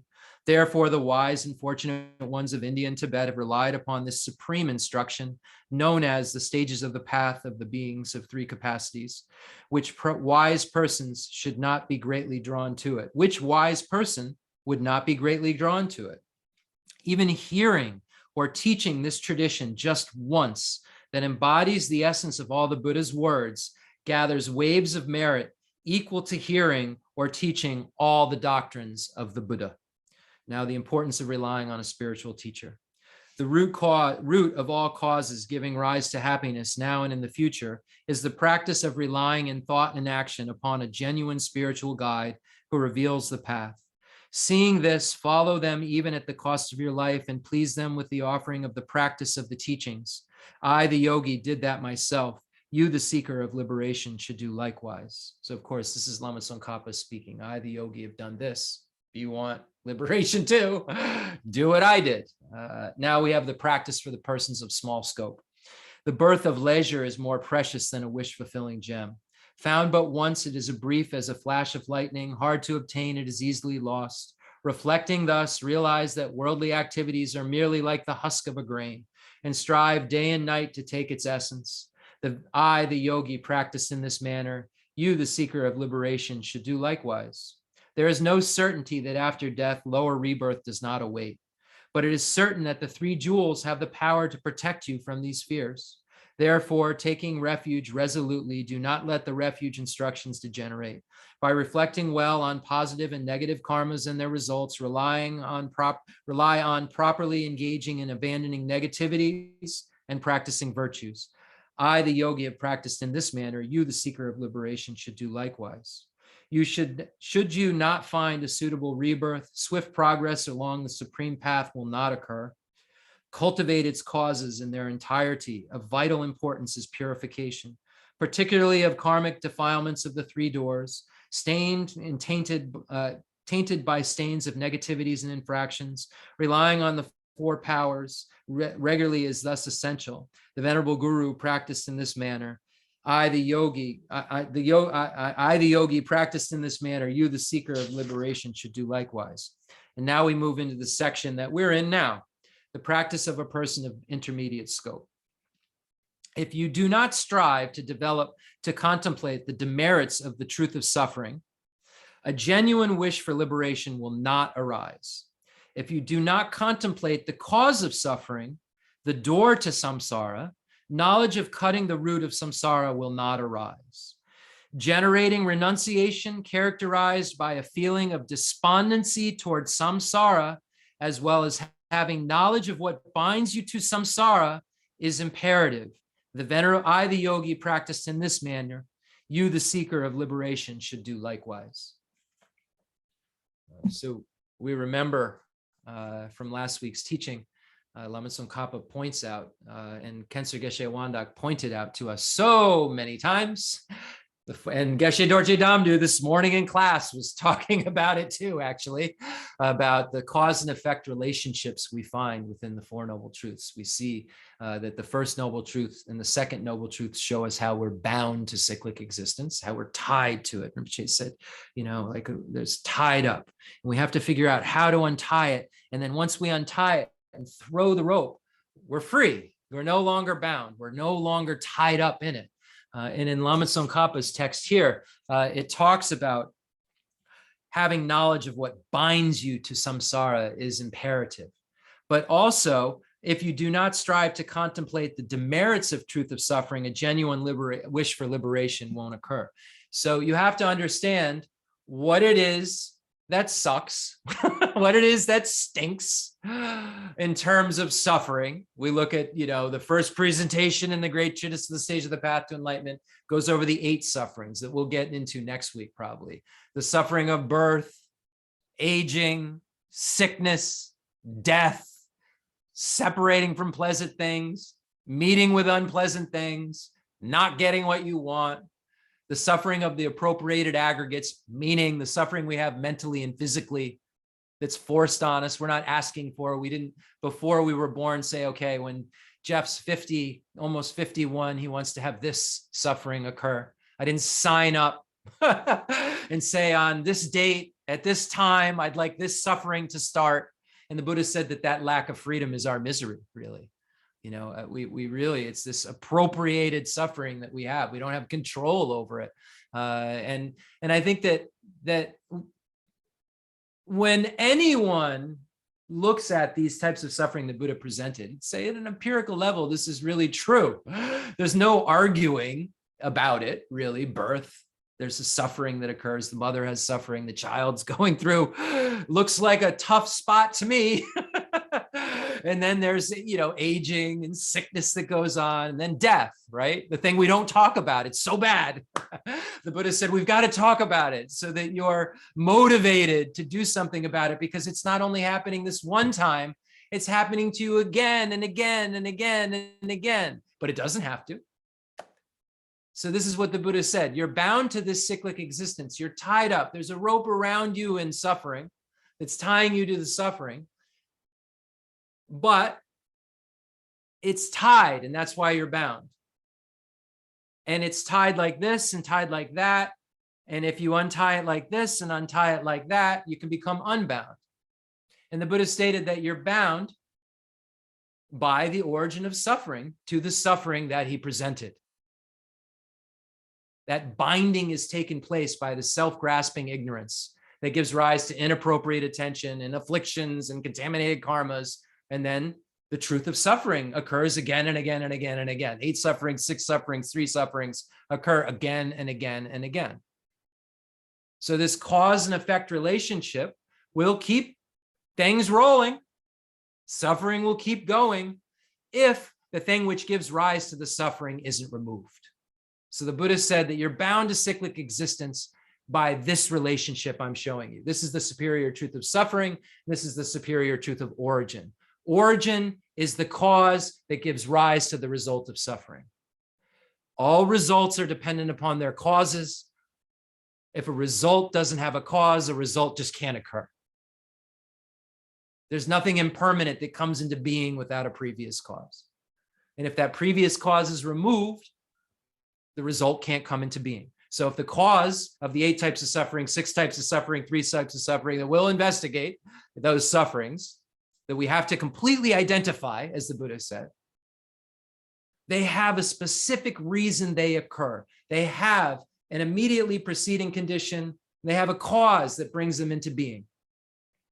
They have something that makes them occur because they're impermanent. We're not always suffering. We're not always happy. So all results are dependent upon their causes. And we can't say that, well, it's because I did all the right thing, that's why I'm happy, because we know we sometimes do all the right thing and we're not happy. We do all the right thing and we don't get the result we're looking for. So there's got to be something deeper at play. And the Buddha said there's something much deeper at play. There's previous lives and imprints and projections and karmas. All this stuff is what's deeper at play. Who am I? Why am I here? There's a lot deeper at play. A lot making that go on. All of these results, all of these experiences you're having are coming from concordant causes. All results have concordant causes. You can't put water and milk together and expect chocolate milk. You have to have chocolate and milk together to get chocolate milk. You have to have the causes of suffering in order to have suffering produced. You have to have the causes of happiness in order for happiness to produce. And Buddha said that the cause of all of our suffering, all of our misfortune, all of our fears is our ignorance, our self-grasping ignorance, our grasping at phenomena, our grasping at the self of person, as being inherently existent, as being objectively real. So the Buddha said, this is how you're bound to cyclic existence. So you've looked at the demerits of the suffering of cyclic existence, looked at the downfalls of the first noble truth, and said, yeah, that's true. The Buddha was right. This stinks. This isn't good. And I like it when it's good. I like it when I feel good. I don't like it when I feel bad. How can I feel good more? Does it seem to work when I go after the things that I'm trying to go after? Does it seem to permanently make me feel good more? Is it working? The answer is no, because I'm seeing that even the things that I'm searching after that I think will make me so happy turn into a form of suffering sooner or later in some way or another. So the way I'm going about trying to find the ultimate happiness isn't really working out in a complete way. So there's got to be something deeper at work. There's got to be something greater going on. It's got to be more to the story than just, I've got to do these actions and then I'm going to fit, these actions will fit into this puzzle in some way and produce exactly what I think it will. Seems like there's something more to the story than that. It's got to be. It's got to be more to it than that. We look around at the varieties of beings, the varieties of mental states. Some people are more compassionate. Some people are more jerks. You know, it's harder for me to be more compassionate. You know, I'm really sharp. It's easier for me to be sharp and reactive. It's something that, and other beings are very, very calm, very nice. Like Datsa Rinpoche, Dalai Lama's brother, would say, he'd have these like Rottweilers around. They were so vicious and they were like chaotic and vicious. And I was just scared. And I'm not scared of dogs at all. These dogs scared me and he'd just leave them around. And I thought any minute they're going to kill me. And they'd be going crazy. And he would just be Jesse, okay, Shingy, okay. Now, if these were my dogs, I'd be going, get, zit, huh, push it. I'd be making noise. I'd be doing a lot of stuff. But Datsa Rinpoche is just literally like, there's chaos going on all around him. And he just had this softness about him. It was, oh, no, it's okay. No, don't be so like that. And I'm thinking, wow, that's a variety of beings' minds right there. Because what I would be doing, I'm watching him, I'd be all embarrassed. I'd be thinking, oh, you think that my dog handling skills aren't good. I'd be like, first I'd go there, like I've got to show off, like I can really handle an animal. I'd have to start there, like I'm the alpha here, and then I'd start getting more and more embarrassed because the dog would be out of control and not doing what I thought the dog would be doing. So I'd be kind of looking at you like that. And then I'd start doing a bunch of loud noises and stuff. So the dog would think I'm joining in with it. And then I'd start doing all this other chaotic stuff. Now we're both doing chaos. And all the while, where is it coming from? Self-grasping ignorance that gives rise to self-cherishing attitude, where I don't want you to think anything bad about me. I want you to think I'm the greatest. I'm in control. I run the show here. So we see how we have these varieties of minds. We have these varieties of ways of thinking, and everybody is just, they're so diverse and so different. So we have to, in knowing this and in realizing this, there have to be varieties of causes. It can't just be this random neurons, protons, whatever, electrons just firing that just happen to be firing in this certain way that makes this variety happening, and firing in this other way that makes this variety happening. It's got to be more than that. Where does this, as Deshe Dorje Damri was saying, where's free will then? Where's this idea of this sense of I? Neuroscience doesn't figure that out. Quantum physics doesn't know that.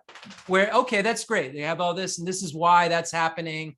And, you shut off this part, you don't have as much imagination, and this is the part that's responsible for creativity or whatever. Fine. But what's responsible for the sense of I? That I'm me. This is mine. This is my stuff right here. Don't take it away with death.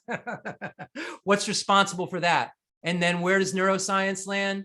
Nothing. Silent. No answer. Half answers. Kind of answers. How does all reality occur? Quantum physics. Almost all the answers. Roadblocks. Walls. Every machine, every computer you could ever imagine to try to figure anything out. Where is the sense of I coming from? Where is the sense of mind coming from?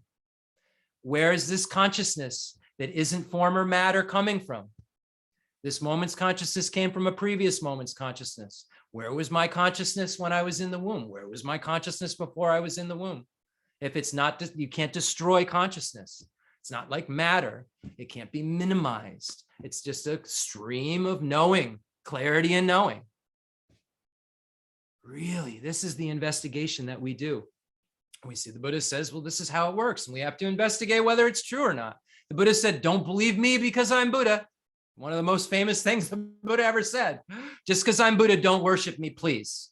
Until you've taken my teachings and you've looked at them logically and ripped them apart like a piece of gold if you were going to buy it in the market, where I guess they were selling a lot of fake gold in the markets during Buddha's day. And then I guess these fake golds were in the middle of it wasn't gold. There was sand in the middle of it, or it was some substance that was coated in gold. So there were all these tests they would do when they went to the market to make sure they were buying actual gold, to make sure it was solid. If we're going to purchase gold, which is a very expensive item, you would go to the market and you'd test it, just like, you would go to a jewelry store and they do tests to see what purity. Back then, there were more probably coarse kinds of tests, which were called cutting. You would cut it and rub it to make sure it wouldn't rub the outside of it off and not be gold underneath it. The Buddha said, do the same thing to my teaching. Don't look at it from the outside and say, oh, this is great. Buddha looks like a good guy. His statue in TJ Maxx, he looks like he knows something. That statue I got, he's very calm. He's very at peace. He's got to know something. No, the Buddha said, this isn't the way. This isn't it. Don't follow me because of like, I look peaceful or you've heard I'm peaceful. Follow me because you've taken the philosophy that I presented you with and checked it logically over and over and over and over and over and over and over again. And then you can say, okay, the Buddha is my teacher. Once you've done that and you have come to the conclusion yourself that this stuff tallies with reality, that this stuff meets up to what I'm saying it meets up with. Until then, don't say you're my student. Just don't. Don't follow me. I don't want followers. I want people to realize this reality isn't my reality, Buddha said. It's just reality. It's not something new the Buddha discovered that, wasn't there before Buddha came. It's just the reality that was there to discover. That was discovered by many, many, many, many, many, many, many beings before Buddha Shakyamuni. It's just during our time, the philosophical literature that we have access to that explains it is from Buddha Shakyamuni. But Buddha Shakyamuni wasn't the first person to recognize reality. Reality is reality. Reality is reality. Truth is truth. So the Buddha presented that all of our suffering, all of our unfortunate circumstances, all of our negativities are caused by self-grasping ignorance. Self-grasping ignorance gives rise to this self-cherishing attitude, this inappropriate attention to objects where I say, this one's good, this one's bad. And then this idea that they all definitely exist objectively, that then makes me have my afflictions arise. The things I think that are good, I become attached to. Things I think have this objective existence of goodness, I become attached to. The things that I think have this objective existence of badness, I push away. And all the while, I think all of it inherently exists, objectively exists. And I'm ready to have in a relationship of attachment or a relationship of aversion with anything around me because I believe it all objectively exists from its own side. And I believe that I objectively exist from my own side. I believe that there's Jeffness here that I can 100% convince you of. But there is Jeff here. I can convince you of that too, because who's talking? So we have to understand what emptiness means. It doesn't mean there's no Jeff here. That would be stupid. Who would think that? Jeff's talking right now and you're hearing me talk. If I said there's no Jeff here, that's not philosophy. That's just absurdity. But how is the Jeff here that you're listening to and you as the listener abiding? What's your mode of subsistence? Are you objectively existent? Is there a permanent unitary, independent self that's findable? Or is there dependent origination? And the Buddha said there's dependent origination. And the more we can become familiar with dependent origination, this idea of this absence that all things have of objective existence, the more familiar we can become with this dependent origination being the sign that proves this absence, the more familiar we can become with that, the less and less origin we have, the less and less cause of our suffering we have. And eventually we will obliterate the cause of our suffering altogether by relying upon that wisdom in the most subtle way possible. Subtler and subtler and subtler and subtler meditations on that wisdom will eventually allow us to eradicate completely any kind of self-grasping ignorance. And we'll be able to eventually get rid of the afflictive obstructions and the obstructions to omniscience that makes us be able to realize conventional and ultimate truth simultaneously. And that's what a Buddha can do. And that's why a Buddha can help all of us individually, because a Buddha, being omniscient, can understand our subjective reality, each and every one of our subjective reality. Why do you need omniscience if everything inherently exists the way that it, you know what I mean? Everybody's experiencing their samsara, experiencing everything around them, even if we're sitting in the same room, subjectively different a little bit. So you have to be able to know what each and every single sentient being is kind of thinking, how they're responding to their world and so forth, to really be able to help them. So the Buddha said that, so that we will eventually achieve that state of purity of mind because we have Buddha nature, and all sentient beings will become Buddha. We will achieve the cessation, which is the third noble truth, by relying upon the path, which is the fourth noble truth. So that second set of truths, first and second noble truth deals with how we're bound to cyclic existence. Third and fourth noble truth shows us how we're freed from or unbound from cyclic existence. And it's really important that we analyze these things very thoroughly in order to come to the conclusion that the Buddha taught was accurate, looking at things like the second chapter of the Pramadavartika Karika, and looking at consciousness and beginningless consciousness, and how we can prove previous lives and prove endless continuum of consciousness. And we can prove all of these things with logic and reasoning. We can come up to this idea with logic and reasoning that, you know, although this state of suffering we've been enduring has no beginning, this state of suffering that we've been enduring can have an end. Why can it have an end? Because it's a result. Suffering is a result. All results are dependent upon their causes. We've just got to figure out what the causes of it are and stop them. That's it. We just have to stop them. And if we rely upon convincing texts, not to brainwash ourselves, to wash the ignorance from ourselves, by using our own reasoning, not by using repetition, you know, like robots, by looking at these texts and these varieties of texts and using reasoning to see and establish that these things can occur. Then establish that this truth of path will we'll be able to have direct perceptions of emptiness, of the nature of reality at more and more subtle levels, and eventually be able to get rid of our ignorance altogether. So that's the promise.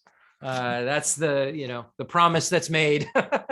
Whether it's true or not, we have to keep investigating. There's no blind faith stuff around here. We have to all, as individuals, look at these things, see if they make sense, see if they make logical sense, see if it sounds like something that's just from outer space. Too many traditions will tell you, just have blind faith, just believe. If you don't believe, you're going to go to a bad place. Or they say, you know, like it's like an oversimplification of Buddhism, where they believe that we're all just have to chant something. And if we all just chant something together, then we're all going to get on some spaceship and go to a pure place all at once. And we don't have to put in any work. We don't have to abandon our negativities. We don't have to think differently. We don't have to read any deep philosophy. We just have to stay kind of addicted to this position that we have, and recite some things that someone told us to recite. And then once we do that, we can all achieve nirvana. And you're already there, by the way. Some of these strange teachings that are given, where there really hasn't been enough systematic studies, hasn't been enough real analysis of what the Buddha meant to be able to make the claims that some of the traditions are making. And you see the result of that as a disaster, as Geshe Dorje Damdu says, where there's this belief in a philosophy and an assertion that it's the final Buddhist view.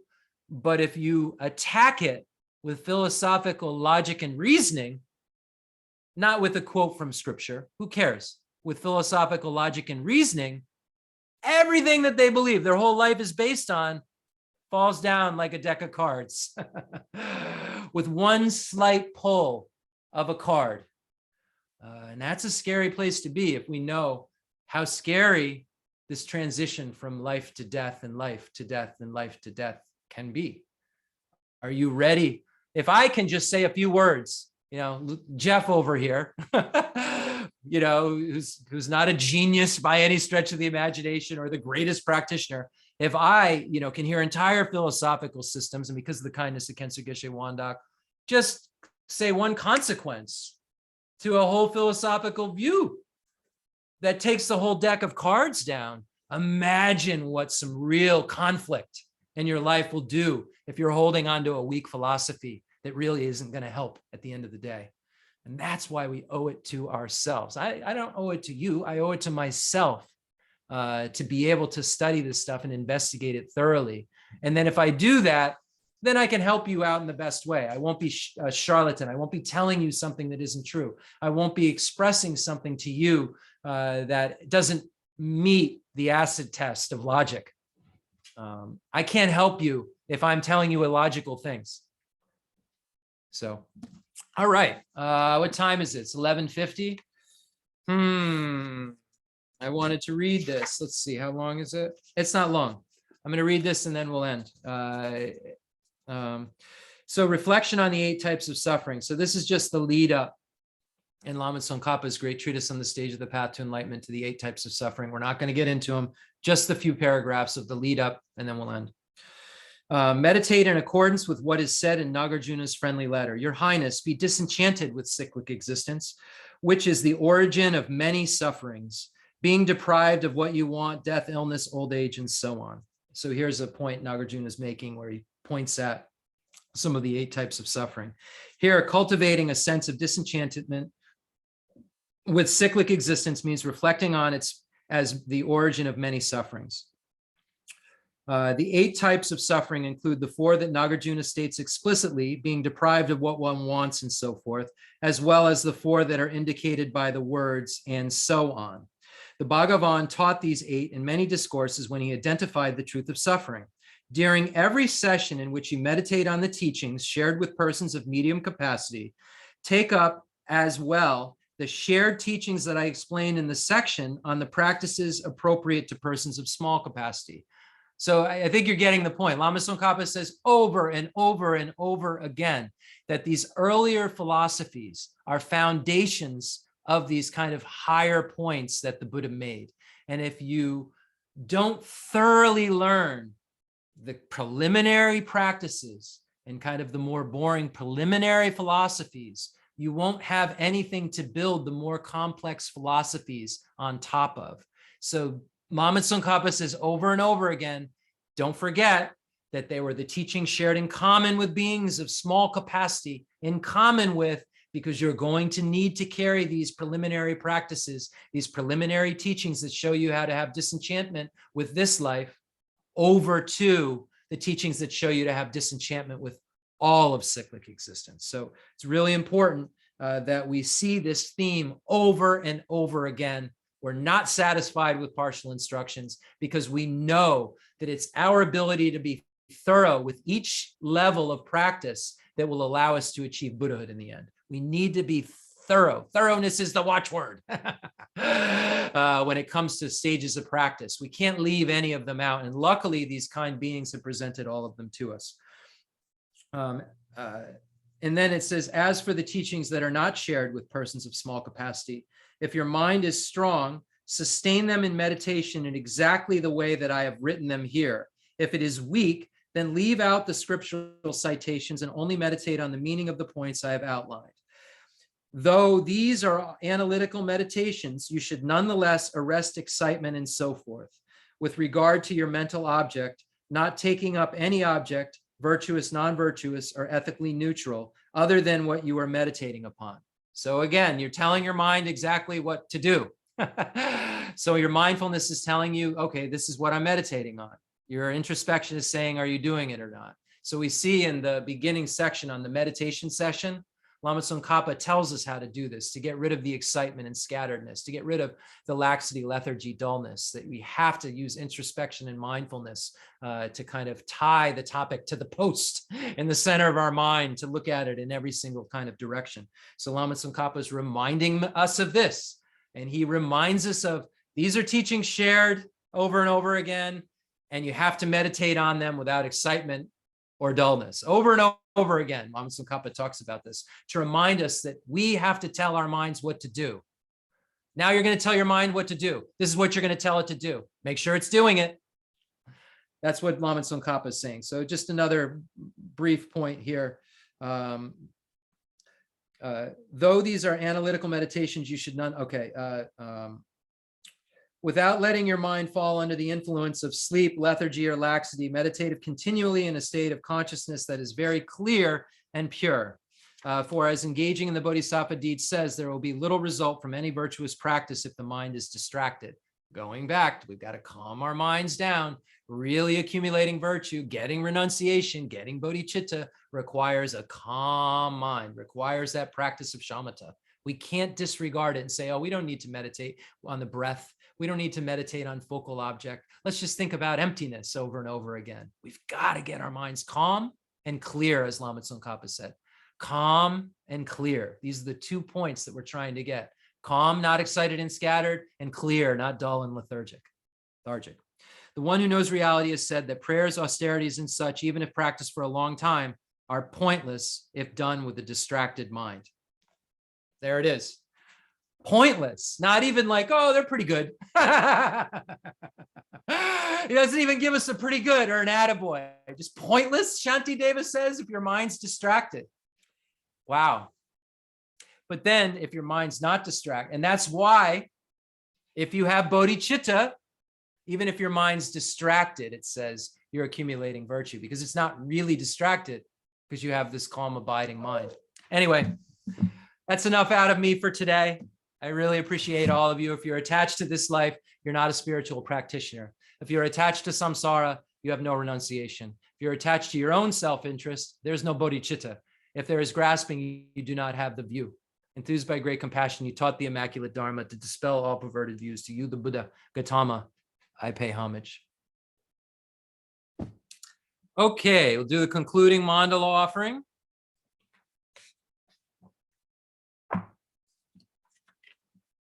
Actually, let's do the prayer for the flourishing of Je Tsongkhapa's teachings, then the mandala offering. Let's do it in that order. I like that. Prayer for the flourishing of Je Tsongkhapa's teachings by Gontan Dambi Drome. It's called the Lozang Jedema Shugso. Okay, this was translated by Martin Wilson. Thank you, Martin Wilson. I appreciate you very much. I don't know who you are, but I really appreciate the work that you put in for all of us. Prayer for the flourishing of Je Tsongkhapa's teachings. Though he's the father producer of all conquerors, as a conqueror's son, he produced the thought of upholding the conqueror's Dharma in infinite worlds. Through this truth, may the conqueror Lozang's teachings flourish. When in the presence of Buddha Indraketu, he made his vow, the conqueror and his offspring praised his powerful courage. Through this truth, may the conqueror Lozang's teachings flourish. That the lineage of pure view and conduct might spread, he offered a white crystal rosary to the sage, who gave him a conch and prophesied. Through this truth, may the conqueror Lozang's teachings flourish. His pure view, free of eternity or destruction, his pure meditation cleansed of dark fog and fading, his pure conduct practiced according to the conqueror's orders, may the conqueror Lozang's teachings flourish. Learned, since he extensively sought out learning, reverent, rightly applying it to himself, good, dedicating all for beings and doctrine, may the conqueror Lozang's teachings flourish. Through being sure that all scriptures, definitive and interpretive, were without contradiction, advice for one person's practice, he stopped all misconduct, may the conqueror Lozang's teachings flourish. Listening to the explanations of the 3 Pitakas, realized teachings and practice of the 3 highest higher trainings. His skilled and accomplished life story is amazing. May the conqueror Lozang's teachings flourish.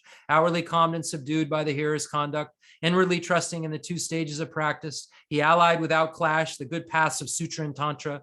May the conqueror Lozang's teachings flourish. Combining voidness explained as the causal vehicle with great bliss achieved by method, the effect vehicle, heart essence of 80,000 Dharma bundles, may the conqueror Lozong's teachings flourish. By the power of the ocean of oath-bound doctrine protectors like the main guardians of the three beings paths, the quick-acting Lord Vaishravana Karmayana, may the conqueror Lozong's teachings flourish. In short, by the lasting of goodness of glorious gurus' lives, by the earth being full of good, learned, reverend holders of the teaching, and by the increase of power of its patrons, may the conqueror of the Lozong's teachings flourish. Concluding mandala offering and dedication prayer. Remember, you're leading all sentient beings in this prayer. Just remember that they're all here with us. The fundamental ground is scented with incense and strewn with flowers, adorned with Mount Meru, the four continents, the sun and the moon. I imagine this is a Buddha land and offer it. May all sentient beings enjoy this pure realm. I dedicate whatever virtues I have collected for the benefit of the teachings of all sentient beings, and in particular for the essential teachings of Venerable Losang Drapa to shine forever. I send forth this jeweled mandala to you, precious Guru. Any mistakes that I've made, may they be purified with Vajrasattva's mantra, imagining Vajrasattva in the space in front of you is inseparable from your root teacher, and inseparable from Khensur Gheshe Wangdak, or His Holiness the Dalai Lama, or Lama Zopa Rinpoche, any of these holy beings that we're so fortunate to be in contact with. Imagine Vajrasattva is inseparable from that being or those beings, and that white light rays and nectars are showering down and turning into white ohms and purifying your body. Red light rays and nectars are showering down, turning into red ahs and purifying your speech. And blue light rays and nectars are showering down and turning into blue homes and purifying your mind. So imagine that your body, speech, and mind are purified with Vajrasattva's mantra. Om benza sato zamaya manubalaya benza sato zeno bajishta dida me baba zutukaya me baba supokaya me baba anuratu me baba sava siddhi me bracha sava kama sucha me gitam shriyam kuruhum ha ha ha ho bhagavan sava tata gata benza mame moka benza bava maha samaya sapa ahom ve. May we always be protected by Palden Lama. Rinpoche said as our protector deity. Jo Rama Jo Rama Jo Rama Jo Kala Raja Rama Jo Dachu Jo Rama Jo Rama Jo Rama Jo Rama Jo Kala Raja Rama Jo Dachu Jo Rama Jo Rama Jo Rama Jo Kala Raja Rama Jo Dachu Jo Rama Jo Rama Jo Rama Jo Kala Raja Rama Jo Dachu Jo Rama Jo Rama Jo Rama Jo Kala Raja Rama Jo Dachu Jo Rama Jo Rama Jo Jo Rama Jo Kala Raja Rama Jo Dachu Jo Jo Rama Jo Rama Jo Jo Rama Jo Kala Raja Rama Jo Dachu Jo Jo Om.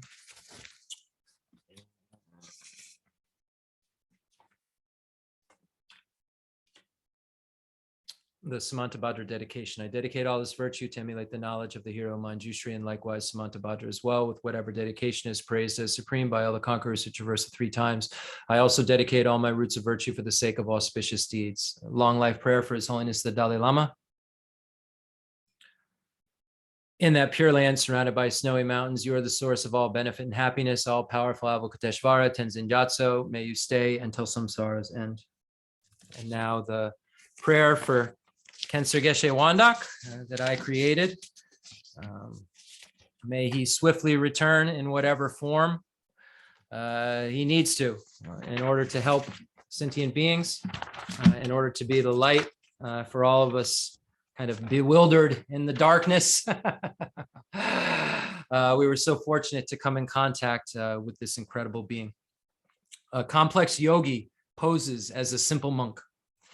Homage to Khensur Gheshe Wangdak Rinpoche, our precious spiritual friend who's inseparable from Aryatara.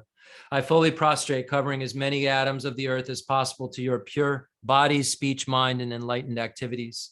I offer to you drinking water, bathing water, flowers, incense, candles, scented water, food and music purified by Om, Ah, Om. The rarity of having 1 million wish-fulfilling gems is a common occurrence compared to meeting with a holy teacher like you, who placed the complete path to Buddhahood in our childlike hands. Just like Atisha, who came to Tibet with a lamp to dispel the darkness of ignorance, you, kind abbot, arrived in the West with a lineage purer than a diamond and begged us never to be satisfied with partial instructions. The teachings of the extensive deeds and profound view lineages flowed from your lips like nectar for our ears that elucidated the teachings for beings of 3 capacities. Now the sound has stopped. All composite things are impermanent. You told us that all of your teachers passed away and understood this sadness, entreating us to continue our studies. The Buddha does not wash away the negativities of beings, nor does he remove their miseries by his hands. His spiritual realizations are not transferred to them. It is by teaching the truth of suchness that beings are liberated. We are not prepared to take this difficult journey to the highest goodness of Buddhahood without your continued guidance. The sadness in our hearts would be too overwhelming. May you swiftly return to this world and take care of us in all of our lives, wherever we may be, never leaving our hearts and our crowns. May all sentient beings perfectly realize renunciation, bodhicitta, and the correct view of emptiness, so they know who you really are. Thank you. So good to see all of you on the platforms and on Zoom and here and there and everywhere. I appreciate all of you, and we'll see you on Thursday, and hopefully our minds will be a little purer than they were today because we've worked on them. And that's all we can do, is get a little bit better, a little bit at a time. That's all we can be expected to do. Thank you. Bye-bye. Thank you all.